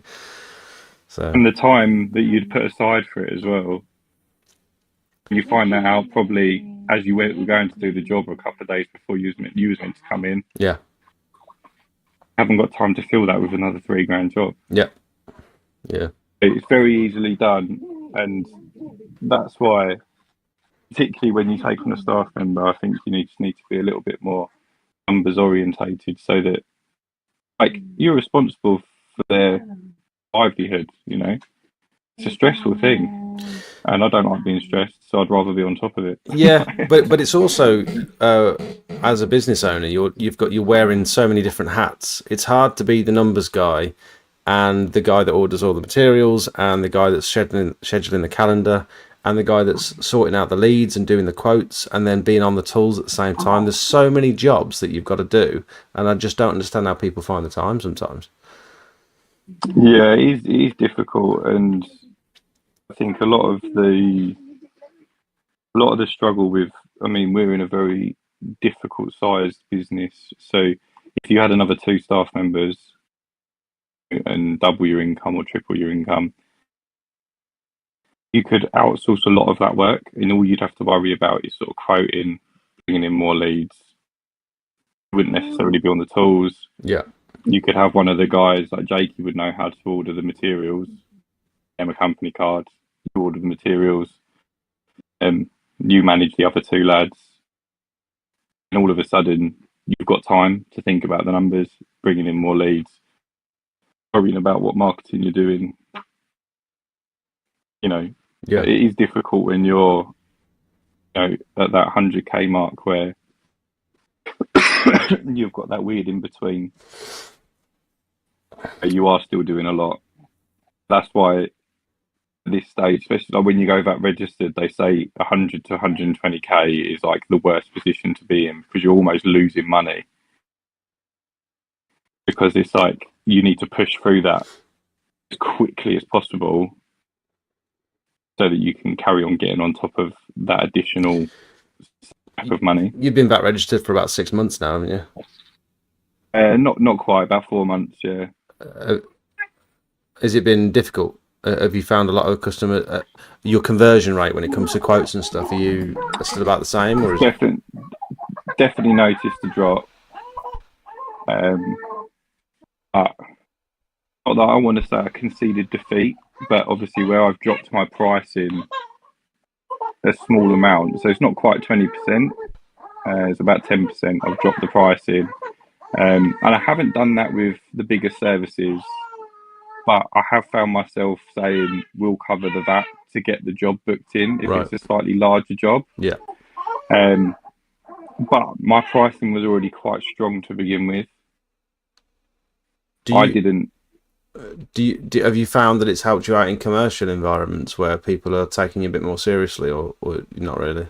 No. No. Not particularly, but then like this, with a lot of the work we do, property companies aren't VAT registered, which I found quite strange. Yeah. So like property management companies, they're not always VAT registered because Probably multiple streams of loophole. income from different. Yeah. some loophole with they're only taking a small margin on top for managing whatever. So whatever. Like this job we're doing for the warehouse, then potentially is a much larger like tender company. So they want you to be VAT registered. Then I've got another job. Hang on, I'm just going to pop into the other room. Yeah, no worries. We've got another job potentially on around sort of the same time, which is it's a block of residential flats. But again, it was another tender, and a guy brought that to me because I'm VAT registered. So again wasn't my job, but I quoted it with him. We've added the VAT. It will be paid to me, and then I'll split the money with him. Because the company the VAT quite off.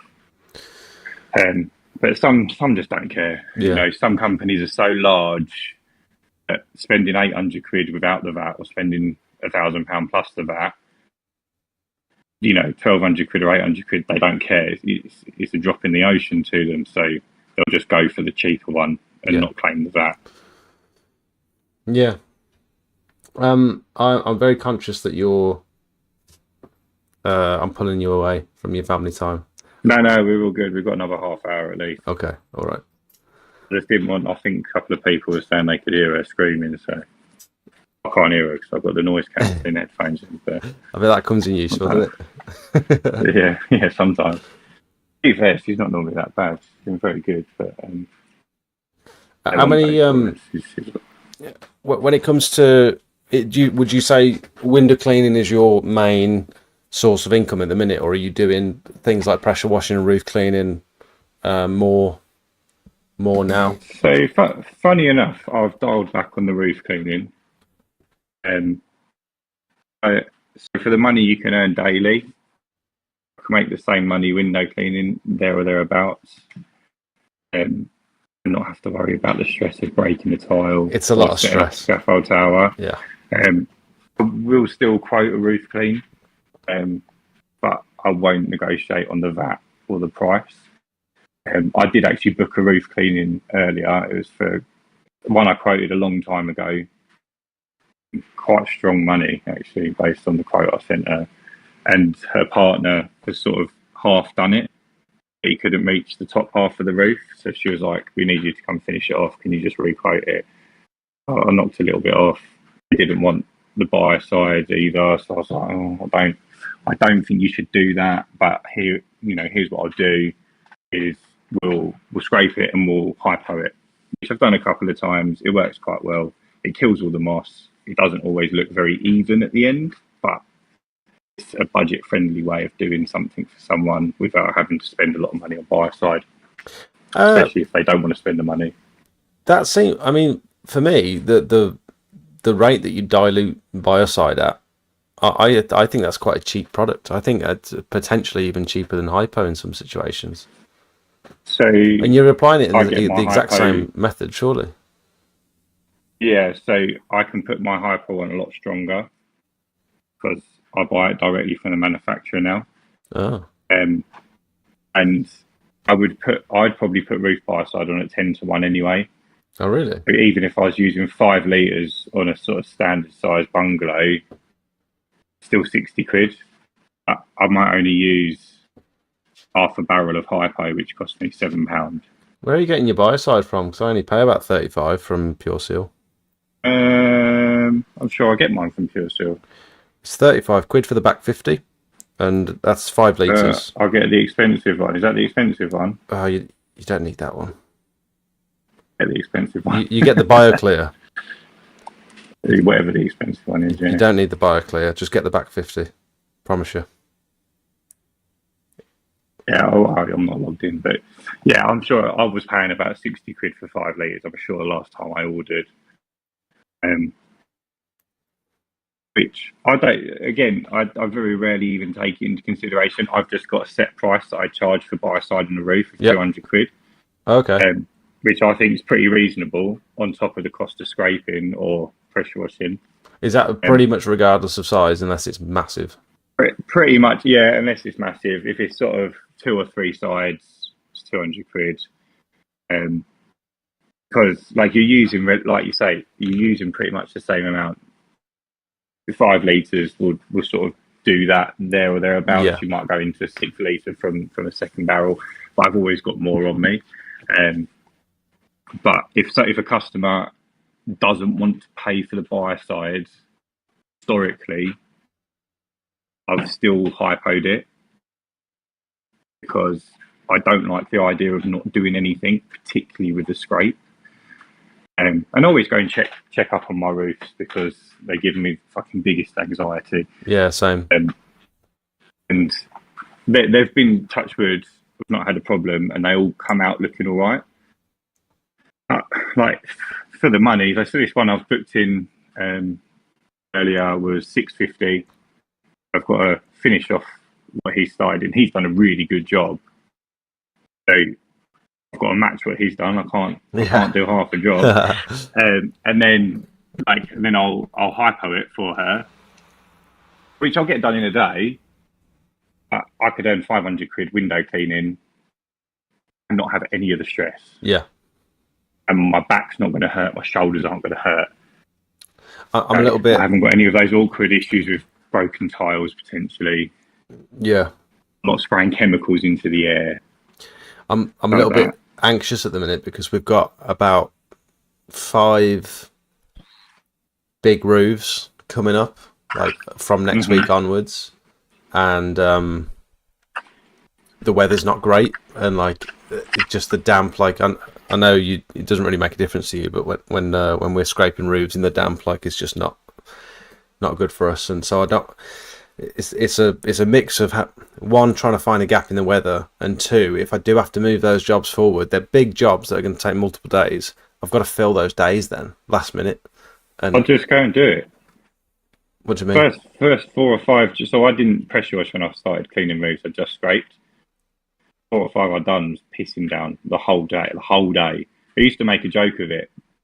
I had a roof booked in. Like, it'd be raining that day, a week in advance, because every time I had a roof booked in, it rained. And that continued even when I started pressure washing them. It just rained every time I had a roof. Yeah. And yeah, it's a little bit more difficult, but I mean, there's 3 of you at the moment, isn't there? Go and do it. Just get it done. Get it done. Like, you got to weigh up the days that you push back waiting for a dry day. Is it going to outweigh the money you would have earned? Like, if you've got a job ready to put into the rainy day, then yeah, fair enough. We're also waiting for dry days for resanding and stuff, so it's like I can't afford to push all this work back and wait for like a week of dry weather to get all this work done in 1 week. Like, it's just not going to happen. So yeah, you just wet sand. I'll just wet sand. Yeah, I don't like it. I tried it once and I hated every second of it. I just wet sand it. You'll be back in a month. Check on it. And the weather's a bit drier. Then redo it if you need to. But I mean, you want to get that job done and ticked off. Paid. Because it's much quicker to go back. Yeah, and paid, more importantly. It's much quicker to go back, check on it, and 9 times out of 10 it's fine. Yeah. That 10th time that you need to resand it, you go, right, take Zach, jump out, 10 minutes, resanded, gosh, on to the next one. Or you've got that job in your anxiety zeitgeist, and you're waiting for a dry day, and you're waiting for a dry day for this, you're waiting for a dry day for that, just crack on. Yeah, that's the advice I needed, because I've been, yeah. What's the worst that's going to happen, you know? Yeah. I think a lot of people, I just see Matt, water pressure, but I don't water my sand when I dry sand. All I do is I finish pressure washing it. Really, you don't want it raining. That's the one caveat. It can be wet but not raining would be the ideal. Just resand it. Imagine you're resanding it dry. You've got to do that 4 times. Oh, okay. You go over it 4 times because the sand gets stuck to the bricks. If you brush it enough, it'll come off. It's more my issue with sanding something when it's damp like that is that because it's not dry, it doesn't fall in between the joints all the way, and so you end up getting a sunny day and it dries, and then you got all the sand disappearing down into the joint, and the joints aren't full. So you don't need the joints don't need to be full to stop the bricks from being unstabilized. Yeah. They can be a few mil under, but that's why you go back a month later and just checking it. Yeah, fair enough. And if you're not happy with it, when you go back, just put a bit more sand down. And the chances of it being wet a month later, like it's wet this month, chances of it being wet again in March, unlikely. Yeah. Are you Or you just go past it on a dry day, a few weeks. Like if you're in that area, you know. Yeah. Book it for a month, but if in 3 weeks you've got a job in, you know, that way, just swing by. Yeah. Have a look at it out the window. Right. Cool.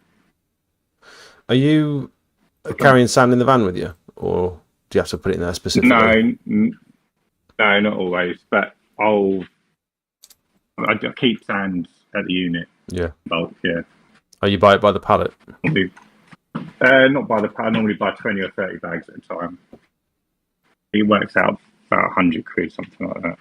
So, is it 30 bags? Yeah, about 35 bags. Pay about £3 a bag, £3.50, something like that. That's a good price, isn't it? The more you buy, the cheaper it gets. They can lump out 30 bags. It's transporting them from the place to the unit, though, because it fucking weighs the van down that no end. Yeah. My issue with the sand is that you nick the corner of the bag because you brush it against a brick wall or something, and you got sand pissing out all in your van, and it covers everything. Yeah. And you lose half a bag of sand in the back of your van. It's the most annoying thing in history. Hate it. Yeah, it does wind me up. It does wind me up. I've got to the point where I just stopped cleaning it up. Just what? You just stop cleaning it up. You just go into the back of my van now. It's like a beach. Yeah. And you, I was just constantly cleaning it. You step out the back of the van on a wet day, and you've got like beach footprints on the tarmac. Have you ever had that? Yeah. It gets to the summer and it all dries out, and then you can get a leaf blower and just blow it out. Yeah. But during the winter months, just leave it. It's a work van, isn't it? It's not ideal, but yeah, it is what it is. Are you I know you've got like a regular window cleaning round and stuff, but how far in advance would you say you're booked up now? Or like, have you got plenty of work coming in, or are you pushing for more? Yeah, so I'm definitely noticing getting busier. I am really only marketing and pushing for windows this year. So you probably won't see me. I might do a little bit for the pressure washing, just because more so because of the YouTube channel. I'm trying to try and get some jobs in. But do you think it's mad that you just spent all that money on all the equipment and the van build and stuff, and now you're not really pushing pressure washing? I don't really need to push it. So I've had 10 jobs already this year, pressure washing. That's just been from people that have used me. Just organic, like? For. Yeah. And they're like, oh, you done my driveway a couple of years ago. Or they're people that I've cleaned, and then I've had a conversation with them, and I've said, I'll book you in for a couple of years and I'll give you a call. I've called them, we've booked in. Oh, do you want to go ahead?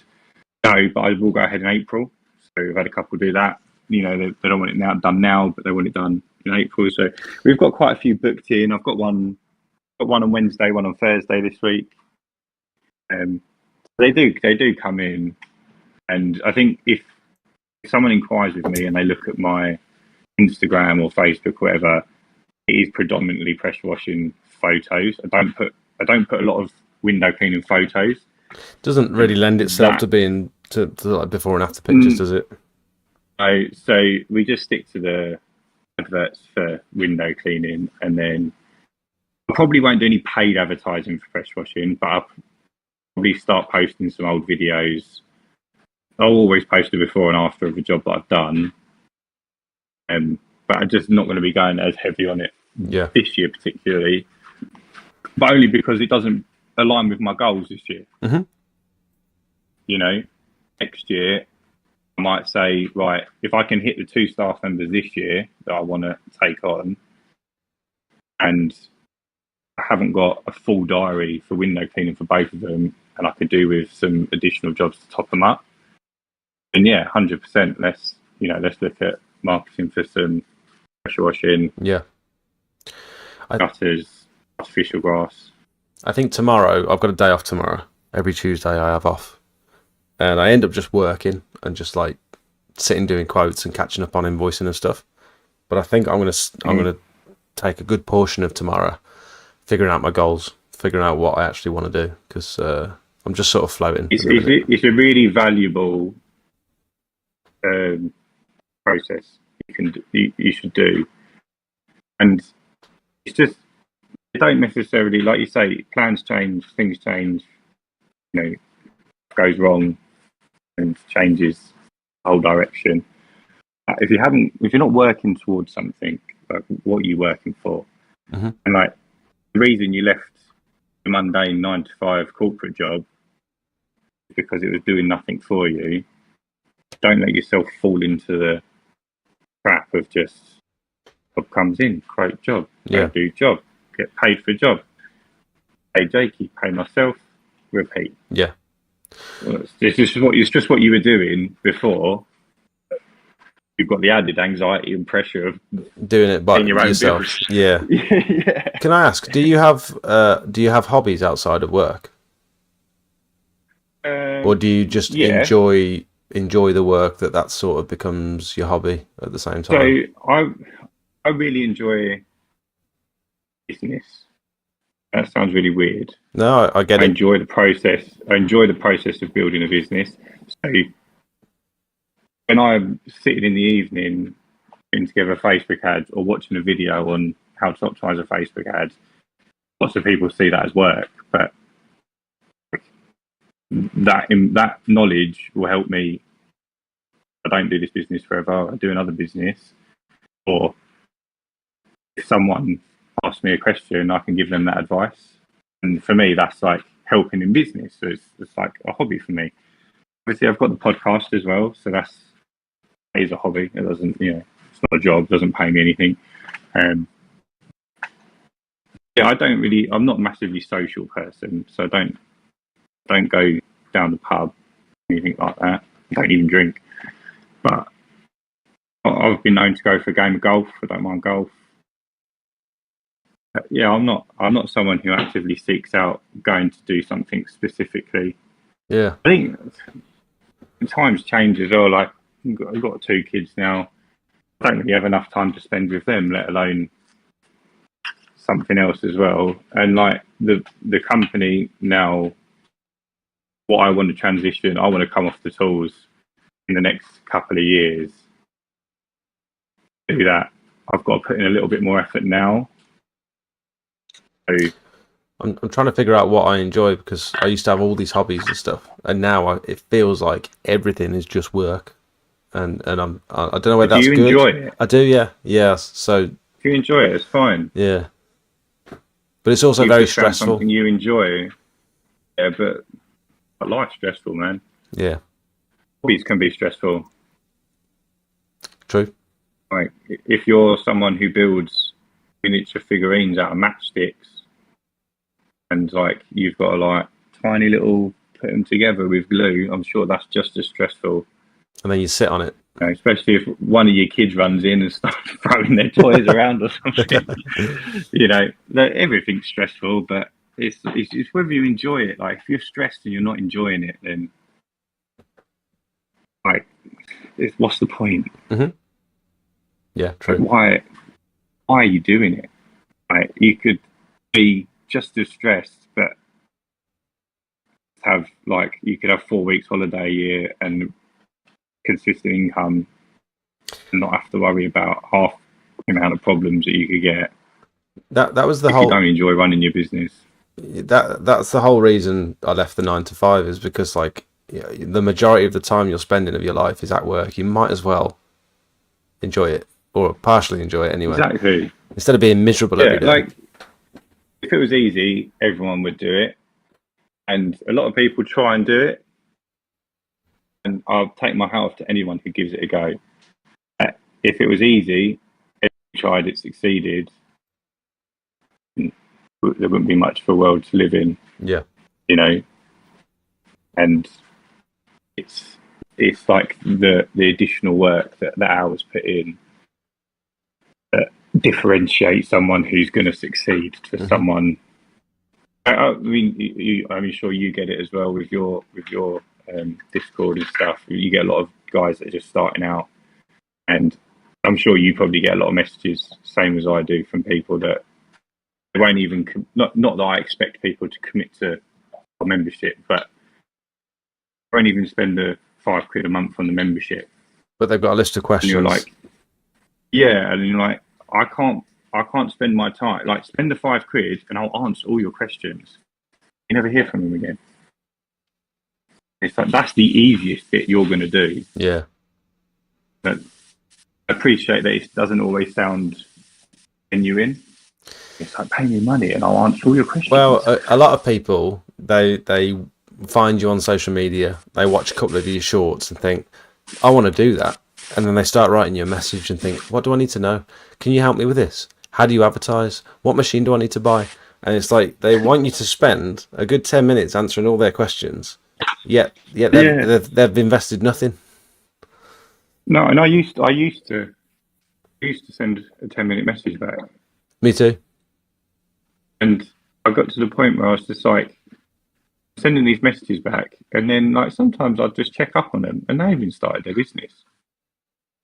Now I'm like, the best bit of advice I can give you is go to the Uncleanables, watch all the episodes, because we give loads of good advice on there. If you like the advice, join the Discord, and like, we're there all the time to help you. Like, if you've got a question, we'll answer it. Yeah, not a problem. The issue I have with it is that you answer their questions, and then they come back in a couple of days with 5 more questions, and then they treat you as their personal helpline, and that's where I find it's tough, because when you've got 10 people doing that. Yeah, time wise, I guess it's difficult, but I will always try and make an effort and put time aside. So I spent an hour and a half on a video chat with someone the other day before they'd joined my Discord, actually. He's taken all the advice I've given him on board. He's now saving 12 hours a week in admin.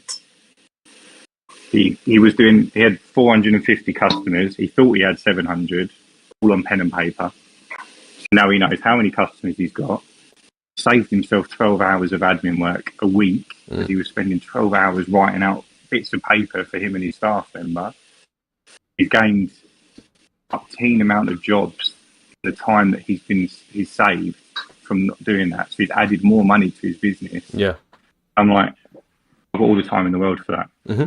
All the time in the world. If you're going to listen and take on the advice that I've given you, I mean, you don't have to take it on if you don't agree with it. Yeah. Yeah, at least humour me if you've asked me for some advice. Yeah, you've done that, and I said to my wife, I was like, I feel really good about that, because it's like, and it's a success story. Mm-hmm. He had a problem. I told him what I would do, gave it a go, and he's fixed his problem. Yeah.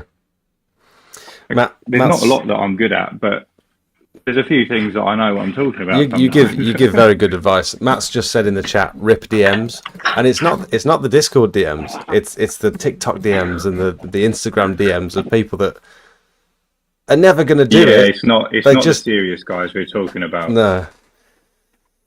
Yeah. It's the ones you get at like 2 a.m. on a Friday night, and they've sniffed a bit of packet and they're coming up with the next business idea. They're like, I've seen this guy, let me message him, I'll find out all the information. Yeah. I could do that on Monday. Not you guys. Yeah. That's what I'm going to do. I'm going to go out tomorrow, I'm going to buy a pressure washer.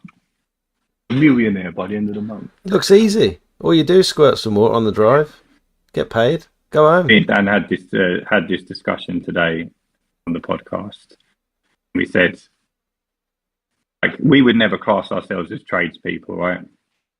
Because we wouldn't. What do you mean? We think so. Like, traditional tradesmen would be builder, electrician, plumber, right? Or carpenter. We don't. I just personally wouldn't put myself in with people like that. But at the same time, there is a skill, external cleaning, to a professional level to get paid. And I know that because I've fixed shitty work for free multiple times. And what was the question? We were sort of like just asking ourselves, like, would you class this as a trade? And I said, well, technically you're trading time for money, right? So yes. I don't think I would ever I wouldn't have an argument with someone like, if someone was like, you're not a tradesman. Yeah, fine, whatever. Yeah. I'm not gonna fight. I'm not gonna die on that hill. Yeah, I know what you're saying. Yeah, not that we're any better or worse. It's just a different field. No, and so in my unit, I've built all my doors out of wood and hung them myself, and they all fit, and they all open, and they all close. But I'm not a carpenter. Mm. But does that make a carpenter unskilled labour because I can do it? No.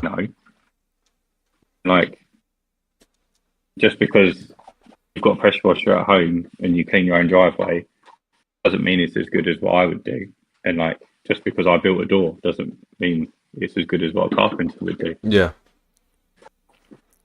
Doesn't make either unskilled, skilled to doing anything properly, isn't it? I just had a thought. We just go on. Why wouldn't you do these traveling podcasts at the cleaning expo? Would that not make more sense if most people are going there to sort of go and interview them there like you did last year? We've got so at the expo, we've got what we're doing at the expo. We're having two sections to the expo. We've got one where anyone can sit down for a 30-minute podcast. It'll become its own episode. We're also doing the quick fire questions that we done last year on the other side. So one of us will be doing one of us will be doing the other, and we'll be swapping over. We've also got some t-shirts for sale. I'll send you over the designs, but we're not announcing them until the expo. Okay. I think you'll love one of them. You'll absolutely love one of them. And to arrange times for people, so like two of the people, so Phil and Michael, who are interviewing, they're both working on James's stand, who does the automated quoting software. Okay. Is that Aslam? Because they both use... no, that's James Savoy, I think his surname is. Oh. And that's external cleaning lead management. And he's built this system. But they both their companies use the system. So they're on his stand as sort of case studies. Yeah. So to pull them away from him, effectively, we like 1 to 2 hours with a guest, closer to the 2 hour mark if we can.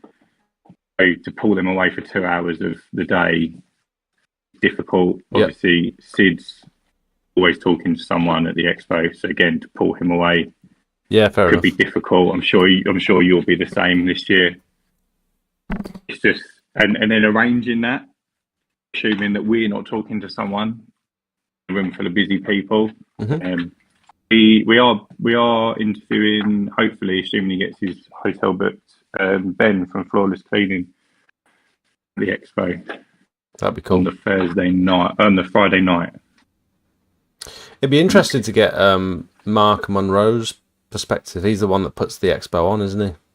Yeah, so obviously I've spoken to him. I did try and get half an hour out of him, but he was just like, I'm so busy during the show. Yeah, it's fair enough. That it's probably not going to happen. But we have got a couple of people Cornwall way that I would like to visit that I haven't reached out to yet, and I think he's Cornwall area.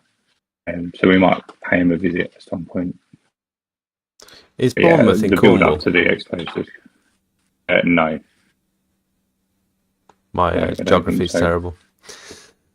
Yeah, I think Bournemouth is like south of the country, south coast. Cornwall would be like west coast. That would make for an interesting interview. Exactly. Bournemouth jet washing. Oh yeah. What's his name? Yeah. Ricky Banjo. Ricky Banjo. That's it. Can't be his real name. We had Daniel. I forget his surname now. Daniel Smithson on the podcast. He was quite a name on YouTube a couple of years ago, for the window cleaning stuff, and then he sort of went quiet, and then he came back. So he actually learnt to window clean off of Ricky Banjo and bought his round off him. Oh wow! When Ricky first went into pressure washing, so we spoke about him a little bit on the podcast. So he reckons he sent him the podcast. He might have even seen it. But there's so many people that I want to reach out to. But it's like I said to Dan, like, we've self-funded everything on the podcast, from the lights, the cameras, everything. So now we've implemented sort of the membership Discord. We've got the t-shirts that are going to jump a little bit of money. I don't think we'll even make the money back from what we've spent so far, but it will put some money in our account just so that we can then pay for another road trip at some point. Yep. And then we can afford to get more people onto the podcast. And that's the idea of it. It's like, yes, we're offering people advice, join in, but it is to pay for more content effectively. Not looking to make any money out of it, you know. What's the purpose of the podcast overall, would you say? Is it to help people? Knowledge. Or is it for you? Is it for you more than the viewer, or is it in terms of you learning other people's business practices? Yeah, and stuff? It started off for me more for learning. Like for me personally, but it very quickly evolved into something that we wanted people to enjoy. Because, and that's why I brought Dan in. Like, it's something I could have done on my own to begin with, but I think there's the one man podcast has been done. You know, Ashley McIntosh has got his one. Very informative, very sort of businessy, and his podcast is quite popular. But I didn't want to just copy what he'd done. I wanted that more podcasty. You know what I mean? Just like I wanted it to be something that Theo you Von, can watch, Joe Rogan, to enjoy, just like something a little bit more light-hearted. We'll talk about stuff that's happened to us, as well as businessy stuff, as well as having serious guests on where we ask serious questions. Also, just have that light-hearted. People can enjoy it. You can put it on whilst you're working and be laughing whilst you're working away. It's not all serious. You know, you haven't got to learn something every week. If you walk away with something, then brilliant, bonus. I couldn't really do that on my own because I am probably a little bit too serious. I would end up going down these rants about not doing boosts on Facebook and doing that. I don't know what you mean. So that's where Dan comes in, and he sort of just lightens it all up, and Yeah, I think it works quite well. it's good to have someone to bounce off of. It's from my perspective, it's hard to sit here on my own every week and keep it interesting and entertaining. I suppose I'm very lucky that there's people in the chat that ask great questions where I can sort of go on tangents and stuff and keep things rolling. But Yeah. if I didn't have them, I'd have my little short list of things that I wanted to talk about, and then I'd be like, what do I talk about now? Because It's like, even with me and Dan, we sometimes have episodes where it's like in 35 minutes, we're sort of like, right, should we just wrap it up? It's not, it's not happening today, sort of thing. And there's just been half-assed because you haven't got anything to talk about. When that was happening, we were just trying to take it a bit too seriously. I always said to him, like, oh, we had this conversation today actually, because we're really happy with the direction it's going in, and we were trying to make it quite businessy and stick to a topic every episode. And I was like, let's just chat. Let's just talk about how our week's gone and what happened, and then I've got a list of stuff that we can implement in if the chat for what happened this week doesn't go on for very long. I like that though. I like the what's happened this week question, because there's always something to talk about. There's always a story, and there's always like a lesson. Yeah, and generally something horrendous has happened. Yeah. I do throughout the week. I do jot things down in my phone, and it's good to take pictures of stuff as you think this would probably be some good content for the live stream, and then I stick it in the Discord, and then I can pull the pictures up while I'm explaining what happened. That's quite a good way of doing it, I think. Yeah, I normally write stuff down, then I forget to even pull up my phone. Yeah. And like our stuff, our list of stuff written down is just so messy now that it's just, it works, and we enjoy it, and hoping to sort of reach some bigger numbers this year. We're averaging about 6,000 listens a month now. That's cool. Which I think is quite good. Is that Spotify or YouTube all combined? It's across both, across both. They're not far off each other. YouTube takes about 2/3 of it, and like the listening platforms as a combined takes about 1/3. But I mean, we push the YouTube viewing stuff more than the listening stuff. Yeah.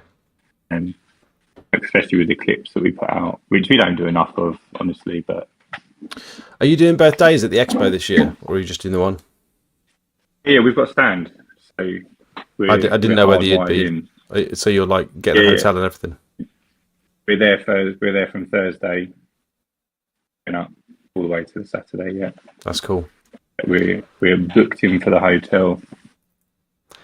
Got a nice little double room with a sauna and a gym and all that. Don't laugh at me. Yes, she said it sounds romantic. Yes, it does. It will be. Actually. Strictly work. It's just work. Though, both away from our wives. Well, he's got misses, isn't he? It's not funny when you correct me. But yeah, we're and I think we're going to be meeting up with a lot of people on both evenings. So yeah, it'll be good. I think we're talking about maybe a curry and a beer, or a Chinese and a beer or something. So if you fancied joining up at some point, then let me know. But yeah, we'll definitely come see you. We haven't got anything set in stone. Let us know. I think we'll probably all end up doing the same thing anyway. Everyone who's sort of there. Yeah. Makes sense. Anyway, we're there both nights anyway. So everyone who's there on like the Thursday, we'll probably see all them, and then anyone who's there visiting for the Friday night, we'll see them that night as well. So yeah, wicked. We'll be being social for sure. For sure. Do you want to give a shout out to your channels and stuff? Yeah. So, if you want some of the best pressure washing content on YouTube. Hey, calm down. You- Calm down. If you've got the dullest love for ASMR pressure washing, you can check out Curbside Cleaning. It's nowhere near as good as Jake's channel, but Yeah, you're getting there. I think You're getting there. I think you're wrong about that. I think based on your views alone, I think you could it's argue very that- different. It's very different content, though, isn't it? I think we've had this discussion. Yeah. I think you've got a much stronger viewer base. Oh, you had a good one recently, anyway. One good one. One good one's all you need, Jakey boy. And that, so we've got curbside cleaning, and then we've got one good one can change your whole year. True. And then we've got the Uncleanables podcast as well. Yeah, the Uncleanables podcast is the one where we really want you to go and check it out. I don't mind if you don't watch me on YouTube cleaning patios. You do that day in, day out. But check out the Uncleanables on Spotify. You can listen whilst you're working. Have my dulcet tones in your ear holes all for an hour once a week. And for a lot of weeks this year, there'll be 2 episodes because we're going to be releasing any guest episode on a Wednesday. So there'll be 52 episodes of me and Dan every Saturday, and then additional episodes on Wednesdays. There's also going to be a road trip vlog going out. That'd be fun. After with the you road pair, trip. that'd be hilarious. I can imagine. Yeah, so it's going to be like a trailer for the 8 episodes we've got. 6 episodes, so you'll be able to watch, vlog, see everyone we're interviewing, and also get some fun driving all day chatting shit from me and Dan. Mm-hmm. So we're doing our episode on, what did we say, the 20 something next week, isn't it? Or the week after? It's next Thursday. He's next Thursday. I'm sure it's next Thursday. Will that come out like later on in the year, or is that going to be like? I don't know. So they're not going to be massively. They're not going to be massively delayed from the day that we film them. But obviously, I've got 8, so there's at least 8 weeks worth of content there because we're going to release one a week on Wednesday. We've also got the expo to do, so it'll definitely be out in 2025. That's what I can tell you. Wicked. If you've got a request, if you want it out, if you want yours out first, I can do yours first. I'm just asking. That's all. No, I can work my magic, get you at the front of the queue, Jakey. You've always got to been do very good to me with your podcast. Got to do any special favours, have I, or is that just? No. Just ask. Okay. Just ask. But yeah, right. I've obviously got a job on my hands, editing, exporting, and uploading. Probably 16 hours of content all in all. I reckon 2 hours. Some of them might be a little bit longer. Like if the ones prior to you, not saying that we're going to be at your house all night, Jake, but I don't mind. Like there's less of a time limit with you because you're the last one of the day. Mm-hmm. If you overrun a little bit, it's not so much of an issue. But the others are going to be a bit more of a strict time scale because we've got to travel and film and then. Are you guys okay with dogs? Yes. Good. Yeah. She'll be a little bit loud when she first sees you, but she'll settle down within a couple of minutes. We've got the loudest bull mastiff. It doesn't settle down, so. Okay. Perfect. We're all good. All right, dude. I'll leave you to it for tonight, but enjoy the rest of the stream, everyone. Thanks for joining me, mate. And I know it was very last minute, so I appreciate you making the effort. Sorry for forgetting. Don't worry, I forgot to. Like me. But, yeah. All right. I'll catch you later, dude. All right, mate. Have a good one. See you next week. See ya. Bye. That was nice, wasn't it? How about that? That was Ryan from Curbside Cleaning, Uncleanables podcast.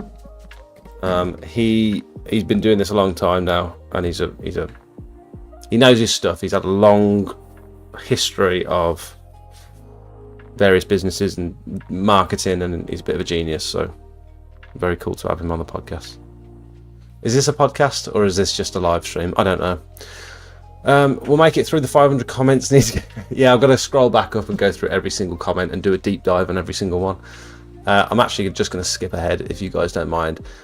Mark, thank you so much for becoming a Circle member. Welcome. You've now got access to the Discord, and you can say hi in the Discord and ask all your questions and stuff.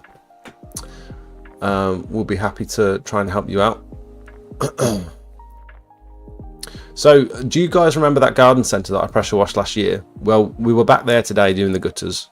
If you joined at the start of the stream, you'd have seen that we were doing all the gutters and stuff. I noticed as we were clearing out some of the gutters that part of this walkway had fell. And I can't help but think this might have been caused by putting too much water onto this surface without anywhere for it to go. This wasn't like this before, and the whole thing had literally just tilted sideways, and I think it's because that water had nowhere to go.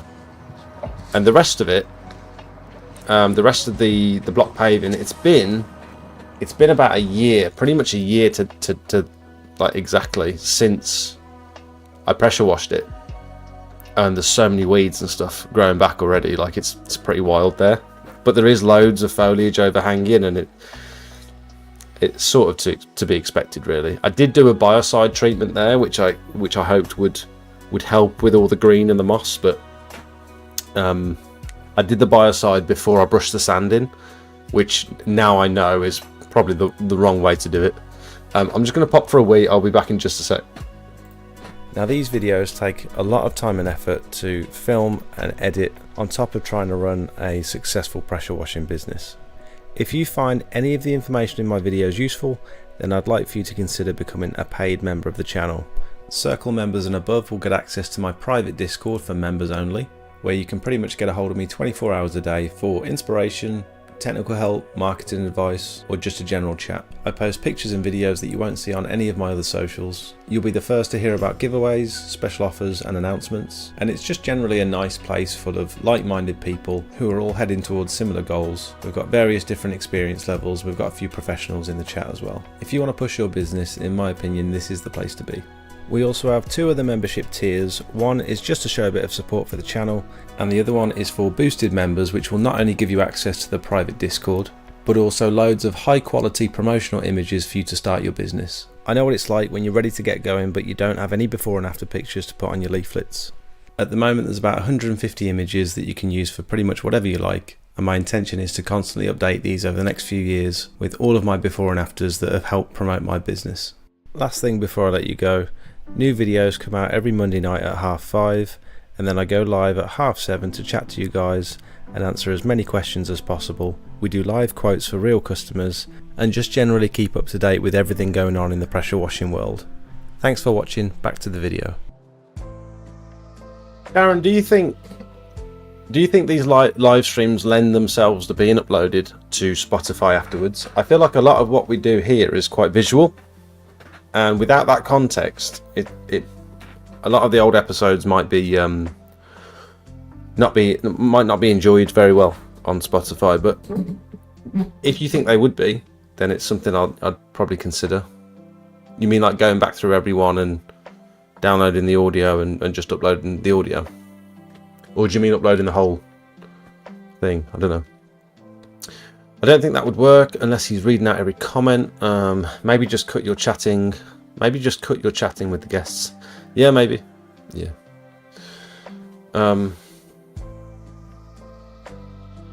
Does anyone? I don't know if I mentioned this last time.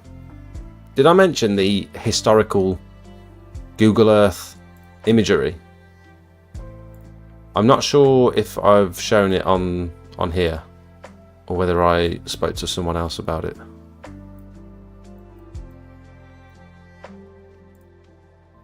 So if you open up Google Earth, and I didn't think you could do it on...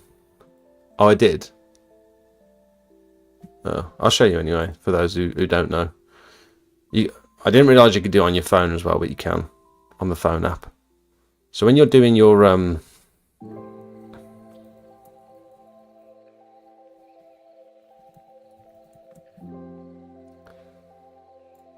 when you're doing your measurements and stuff on Google Earth,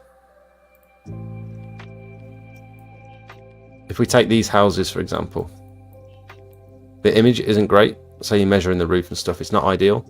If you click on this button here, activate historical imagery, you can go back over the last couple of years and get a different image. Sometimes it might not get any better, but other times it looks way better. And it's really useful, especially when you're measuring, like, look at that. Look at the difference. So thoroughly recommend that you use that tool if you haven't already. Just put a note on the start of the audio to say it's YouTube live stream. Yeah, that's fair enough. I can close my phone with Spotify, meaning I can listen whilst working without having my phone unlocked. Yeah, you can do that with like the YouTube Premium, can't you? You can lock your phone and it still plays the audio in the background. I swear YouTube used to do that without needing Premium, but and I know you can do it with Spotify. So I could have the visual on Spotify as well, and people could just still lock their phone and just listen to the audio. Yeah, I don't know. Clean by day, smelt podcast by night, all day. Oh, like Joe Rogan. You'd run out of battery listening to the Matt live stream. That is true. He's got stamina. Matt has. He goes the full way. He goes the whole length. Google Keep.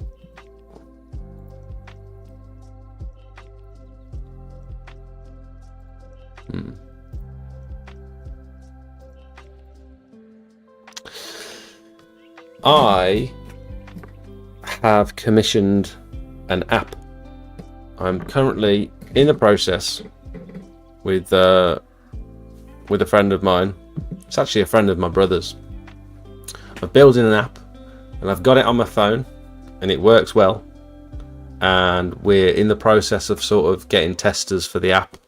And we're going to be adding lots and lots of features and seeing what works and what doesn't. And I'm very, very excited about it. But that I don't want to explain any more because I want it to be like a little bit of a surprise. And I think a lot of people in this live stream and in this industry are going to find it quite useful, hopefully, which is very exciting. So I will say that is one of my goals this year, is to release an app and get feedback on it.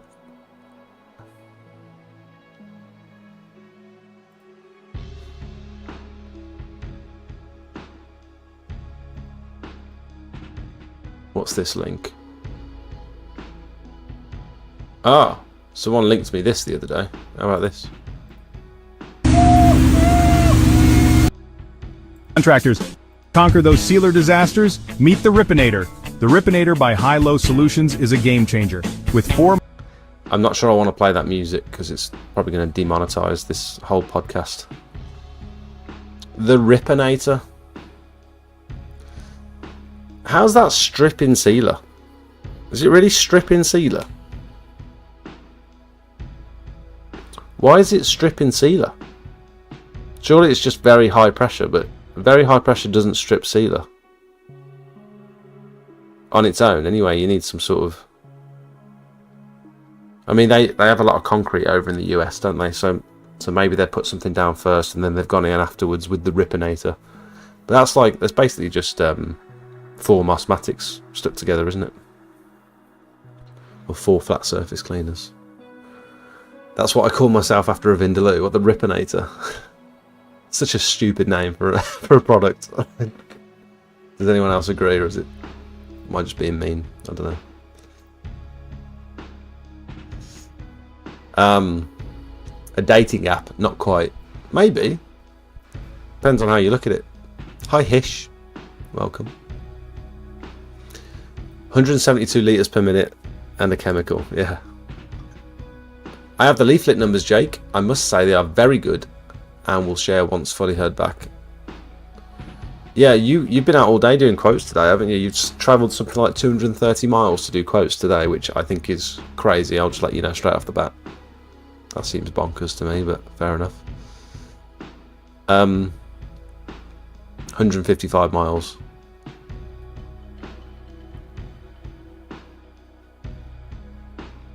So the leaflets are working then. TikTok video coming soon. Find sexteria cleaners near you. I wonder what size the tap is to keep up with them. Yeah, I mean, generally, I think a lot of people who are at that level are probably using hydrants and like, what do they call them? You pull up the drain covers and stick your... What do you stick in?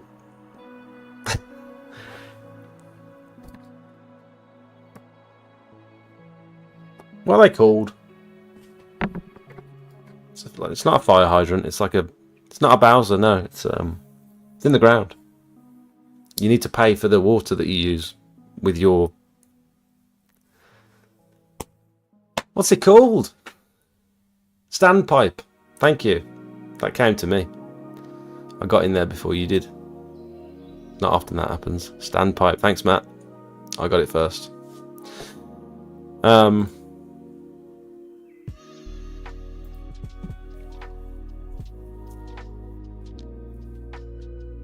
else is going to the cleaning expo this year? Tell you what.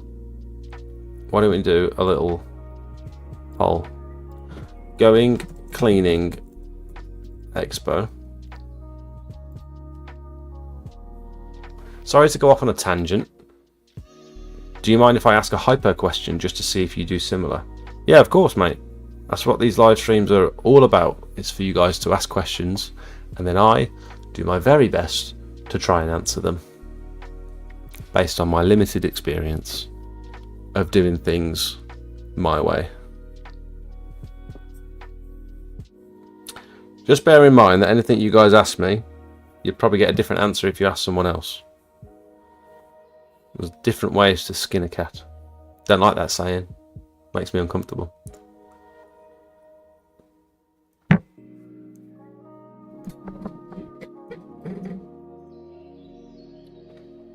They use Bowsers, you mean a standpipe.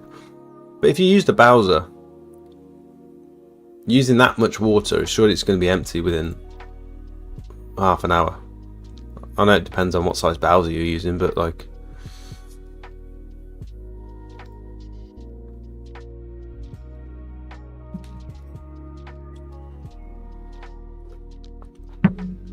Do you guys want to see this massive job that we've been to quote?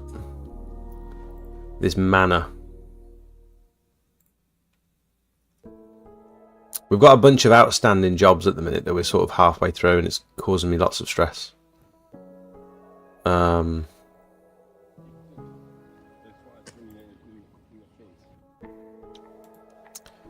this is, I'd say, probably less than 10% of the entire cleaning area. I'd say it's probably less than 5% actually. We spent a good while walking around this one. These are some of the... this is all the tarmac on one of the estates. It's just huge. Biggest, easily going to be the biggest job I've ever quoted. I mean, it is the biggest job I've ever quoted.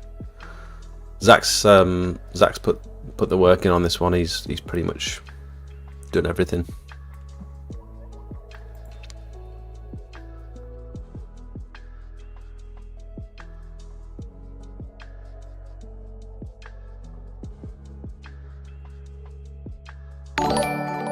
Spike, thank you so much for joining. Spike has become a support member. Thank you so much, mate. Just to let you know, I did see you asking questions in the chat earlier about joining the Discord. Unfortunately, you'll see on the little advert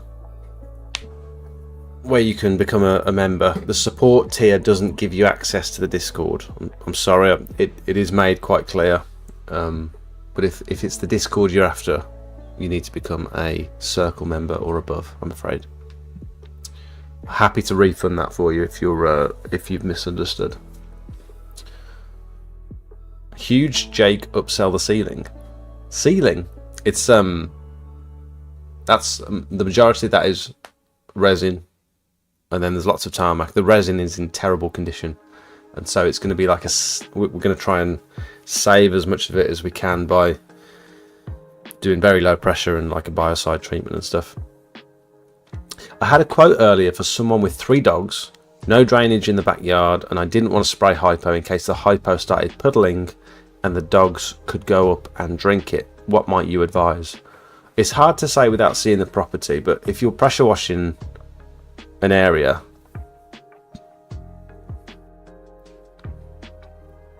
surely there's got to be some sort of drainage. Do you mean it pulls, or do you mean there's literally, you put water down and it stays there?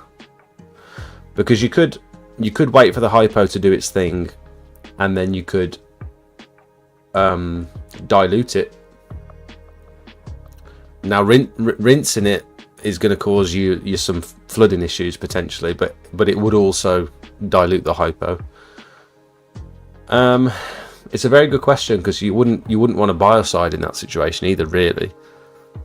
If they've got pets and they want to let the pets out after you finish cleaning, biocide is not really the right choice for that either.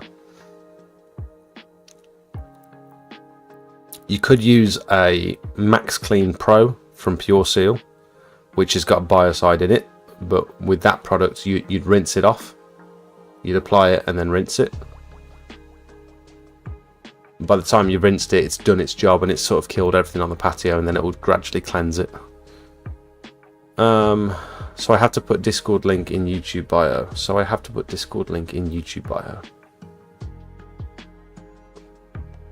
You'd have to join the next tier up, mate, if you want to join the Discord. Once you join as a circle member, you get access to the Discord with a link in your perks. I'm actually I'm not sure what to advise. Has anyone else got advice for Nathan there? If the person's insisting on letting their dogs out, I mean, hypo's done its thing within about an hour, and so after it's finished its chemical reaction, you could argue that it's dormant, and if the person can resist letting their dogs out for 2 or 3 hours after you finish cleaning, you'd have thought that it's perfectly safe.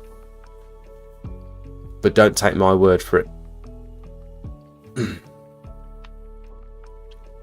I mean, can they just not keep the dogs off? For like, can they not take them out the front instead of taking them out the back? You know what I mean? It's sort of on the customer as well. It's not your responsibility. Like, do they want it cleaned or not? You know what I mean?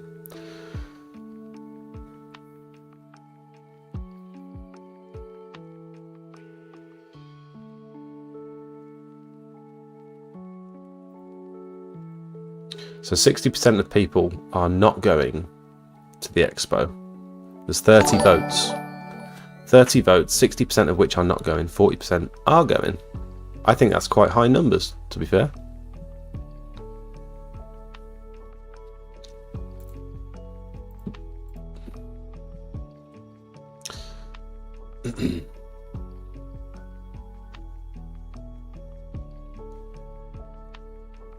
Hi mate, I'm just starting out and I've got myself a 15 litre per minute machine. Realistically, do I need a buffer tank or will I get away with direct feed? Appreciate any advice. I think you'd be playing a dangerous game assuming that you'll get at least 15 litres per minute from every property. I wouldn't risk damage to my pump by running it, running it dry. If the tap's only feeding 11-12 litres per minute, but you're running on full revs, full pressure at 15 litres per minute, you're only going to cause damage, I would have thought. So for me, it's not worth the risk. I would say 90% of properties are upwards of 12-13 litres per minute, but there are still a lot of properties we come across that are below that. And if you don't have a solution for that, and if you're not measuring it as well, if you're just guessing, you're potentially causing damage. You can buy, if you go on Amazon or something, you can buy a flow meter. for your garden taps. So at the quoting stage, you can just pop one of these on the tap. You can get them from B&Q, look. Pop it on the tap, turn it on full blast, and see how many litres per minute you're getting. And then maybe only take the jobs. I understand your predicament, because if you've not long started out and you've got your 15 litre per minute machine, you might not have a big van, or you might not have a lot of space to work with, and so to carry a buffer tank around with you, it's a huge extra piece of kit. What you could do is get a collapsible buffer tank, so you can get like collapsible water barrels and stuff. That would work as long as you've got the right fittings on there and things. It's you could even draw from a bucket. A big enough bucket will work. You've just got to keep an eye on it. You can get a bucket with a float valve on the top, so it's constantly filling, and a deep bucket will work. But on those properties where it's like less than 12 litres per minute, you're going to be stopping every couple of minutes, or you turn your revs and you turn your pressure down and just go slower. It's a dangerous game, I think, mate, and my advice would just be get us even just a small buffer tank.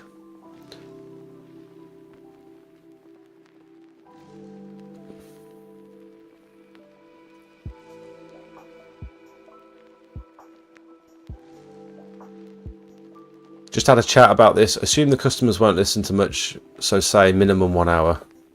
Yeah. How long would you leave the dogs off? Just until it's dry? Yeah. Spike has upgraded to a circle member. There you go, mate. I hope you find that after that little palaver, I hope you find the Discord worthwhile. Hope it's worth it for you, mate. I think it is. The surface has to be dry before the pets can be allowed before the pets allowed out to be fully safe. Are you talking with hypo or with biocide, or both? What if the dog gets it on its paws and a nice light carpet inside? You'll find I can't remember who I spoke to about this, but most modern carpets are generally bleach proof, because they're more made out of like a plastic, does anyone know what carpets are made out of these days? It's more like a poly something material, rather than like a lot of them aren't bleachable nowadays, but it's still something to tell the customer, like, especially if they've got like laminate flooring or like wood flooring or something. If you say, like, if you step out here in those shoes and then you walk back into the house, there's a very strong chance that you're going to get bleach marks all through the house.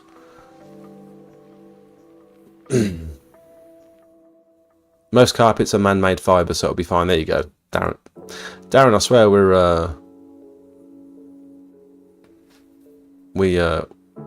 on the same wavelength sometimes.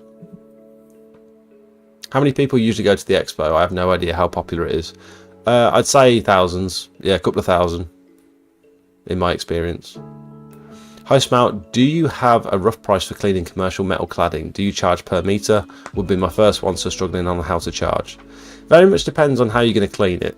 My process generally for commercial cladding would be to like X-jet some synergy, like depending on how tall it is, X-jet some synergy onto it,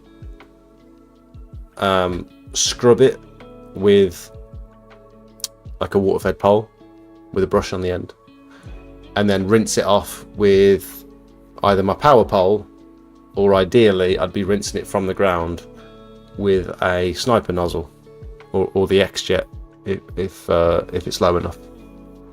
And for that I'd be charging around about £3.50 per square metre.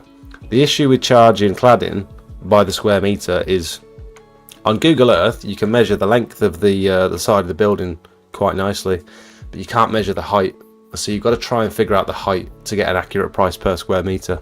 And then what if they've got these big doors, and what if they've got loads of windows and stuff? Like, it complicates it, so it's hard to price.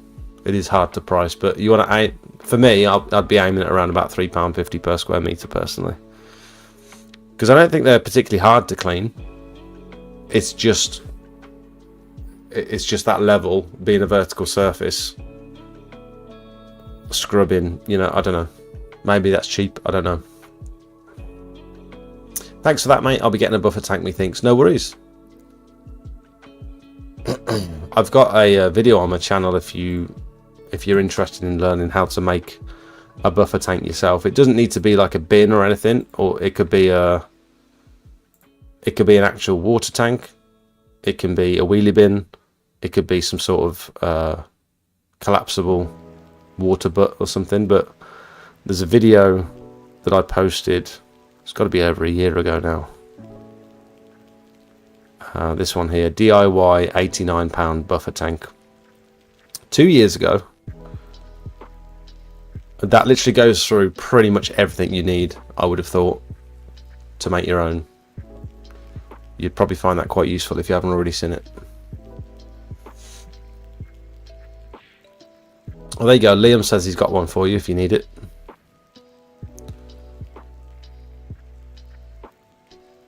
Where are you and with your plans to register for VAT, and do you need any advice? Where are you with your plans to register for VAT, and do you need any advice? Hi James, welcome. It depends what I need to have a chat with my accountant, because we're hovering around the threshold, but I'm trying to figure out whether things like YouTube and TikTok come into play. I've got a feeling that there'll be like a separate stream of income, like a separate business, so they probably wouldn't apply, but I've got to figure it out. I've got an accountant, mate, so I'm good for advice really, but thank you. How would you fancy a deck restoration with me, from a full clean to a full finish restoration? Steve, that sounds interesting, mate. Learning from the best. Where are you based though, Steve? How far away are you from me? Because I'm in Redditch. I'm in the West Midlands. And I'm assuming if you're doing like the full restoration, you're gonna be like staying in it afterwards as well. So presumably the weather would have to be quite good. So are we looking at like summertime? That would be a cool video. That would be some good content for the YouTube channel. Spend a couple of days with Steve Shires and film the whole thing. That'd be pretty amazing, actually. No worries, Nathan. Just wondering what you do for your scraping a roof and you find or break a roof tile. It's a good question. I haven't broke any roof tiles yet, which we're very wary of where we're standing and stuff. If you're just walking blindly on a roof and you're not sure where to put your feet, you're gonna snap tiles in half, and there are certain tiles where you have to stand in certain spots, else you will just break them. And I learned a lot of that from Callum from Solar Secure, and I watched a lot of videos and stuff. So some people carry spare tiles around in the van with them, which I don't want to do that. I'll let the customer know if there's damage. I'll take pictures of everything so they can see, or videos and things. But I generally won't be replacing tiles and stuff. That's not really my job. I'm a cleaner. I'm not a roofer. You know what I mean? It's a cool little upsell that you can do with your customers if you're interested in doing that, but I'd rather not. Unless I'm breaking a tile, I'll probably get like a roofer to come in and sort it out, because I don't know what I'm doing. Thank you. I was going in at £5 a metre, but price looked too high for the job. Thanks again. No worries. I mean, you could be bang on there. It depends on your process, I suppose. How much you pay for your accountant, Jake? It changes every year depending on how much he's got to go through with my books and stuff. But all my meetings and texts and phone calls and stuff, they're all free. It depends on how long it takes him to go through everything at the end of the year. But then I pay £50 a month for them to work out Jakey's tax and all that sort of stuff, because I'd rather have someone do it knowing it's absolutely correct than me trying it out and hoping that I've got it right and then getting a nasty surprise at the end of the year. Kieran, I'm sorry if I might have butchered your name a bit. Kieran, welcome. We've had quite a few new members tonight. Thanks, guys. Welcome to the club. Welcome to the Discord. If any of you don't know what I'm talking about, this is our Discord. We've got a nice little community going on here. We've got the general chat. We've got the quotes where we try and help each other out with pricing and stuff. Some big jobs that come through and we do our best. Photos section. Equipment chat. I like this one, the identify this section. This is my favourite one to try and help people with, because people post different like surfaces and stuff, and we try and figure out what they are together so that they can make sure they're using the right method and chemicals on them and stuff. Like this one, we were trying to work out whether it was limestone or porcelain, or when they're so dirty it's quite difficult to tell.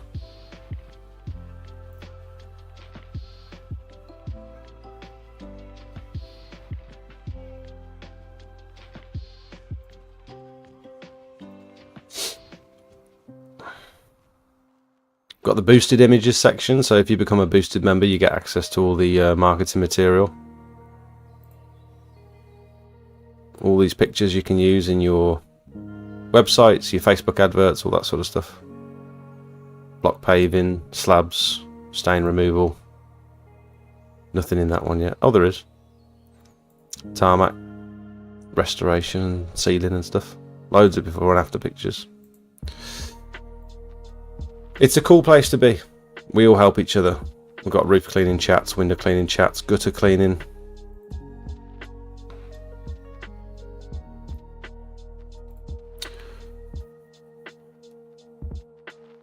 You said it right, mate. It's crap spelling. JD has joined.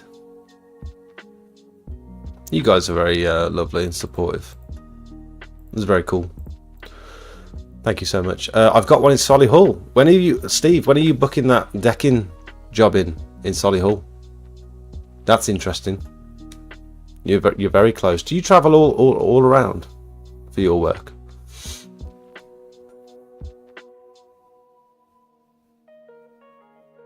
I watched that today. You got your lad in the bin, bless him. Yeah. How much do you pay for your accountant? Video.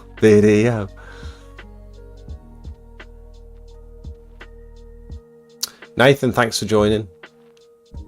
Thanks for popping in and saying hi.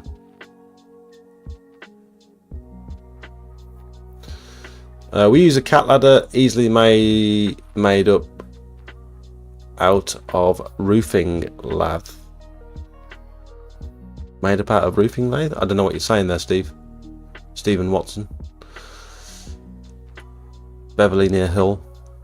Jake, have you showed them gutter snake and gush from today? Yes. I didn't show the gush. You want to see the gush?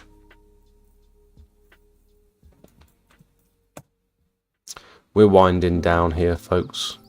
We're coming to the end.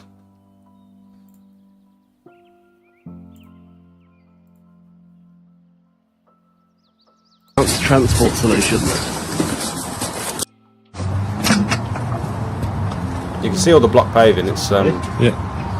I spin the camera around in a second. You'll be able to see how bad the block paving's got in a short amount of time. In a year, it's all gone green again.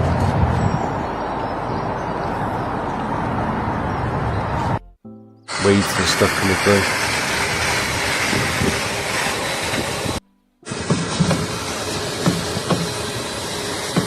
These greenhouses were a nightmare.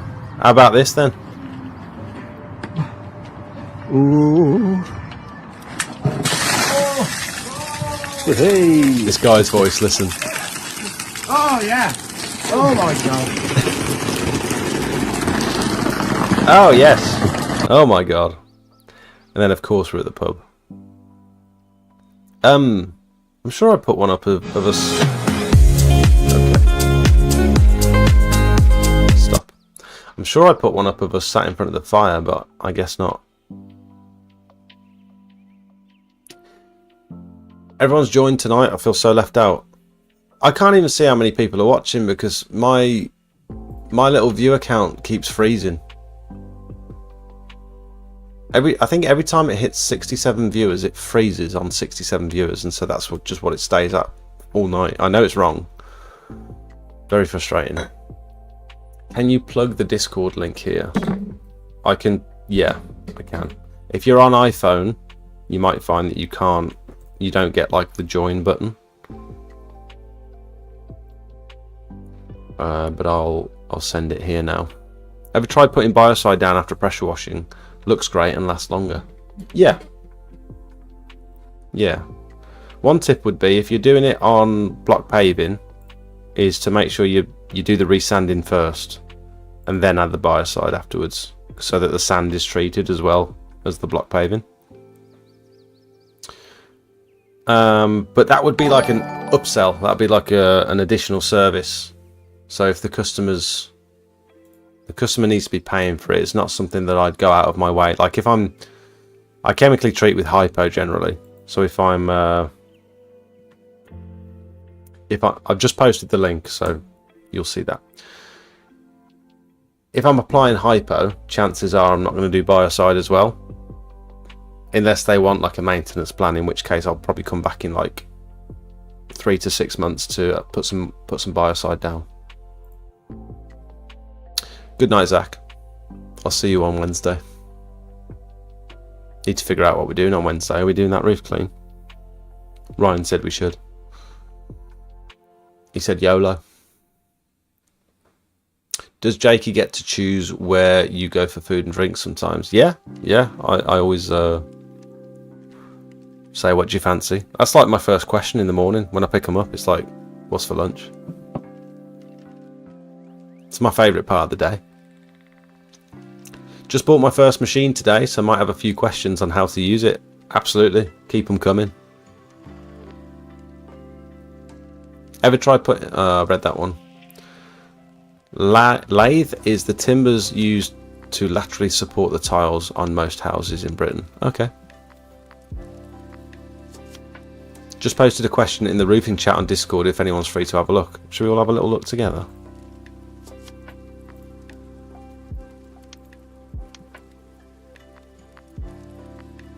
Is it Adam?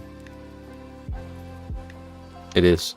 I've got a potential customer asking if I can remove liching from her roof. She says that it's really bad in patches and just wants to have it removed. My thought is that I can spot treat the areas with biocide, but it's going to leave those brighter areas and cleaner than the rest of the roof, which is going to create a new issue for the customer, but hopefully going to look tomorrow. I would not be treating sections of the roof with biocide. The other thing is, liching spots, particularly like the big white ones, are going to take at least 12 months or multiple applications of biocide to start clearing. Although you've killed them by putting the biocide on, they don't get cleansed off of the roof for a long time. They're very stubborn. So you might also want to consider that they might need scraping off or brushing off first, or even pressure washing. It depends how long the customer's willing to wait to see results. You need to scrape the roof before treating the roof, only if there's like loads of moss on there. If there's no moss and it's just heavy build up of liching, then you could get away with just biociding it. I'd be biociding the whole thing personally, because like you say, you treat it in patches, and it's going to be clean in patches. So he means lathe. I don't know how to say that word. I've never heard it. Is it lathe? Lathe? Bee's knees. Are you busy, mate? Have you got much work on? We might be losing Jakey for a couple of days this week. So if you're interested, you could pop out to do some roof cleaning with us if you fancied it.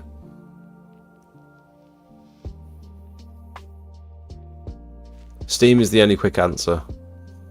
Yeah, I mean you can use cold water on lichen spots and still get a lot of it off, but it depends how weathered the tiles are. If the tiles are quite new and they still get the coating, the lichen will come off quite easily. But if they're old and they've got all the aggregate showing and that lichen's had chance to absorb and fill all the little crevices, it's going to be much more adhered to the surface.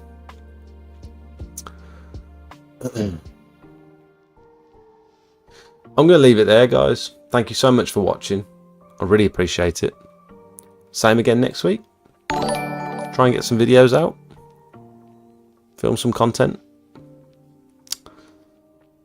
Have a good one. You can't treat any organics direct without an attempt to mechanically remove it. Really? Even lichen spots? Well, that is something I didn't know. Not that I've ever needed to do it, but that's a lesson learned tonight. Bye everyone. Have a good night.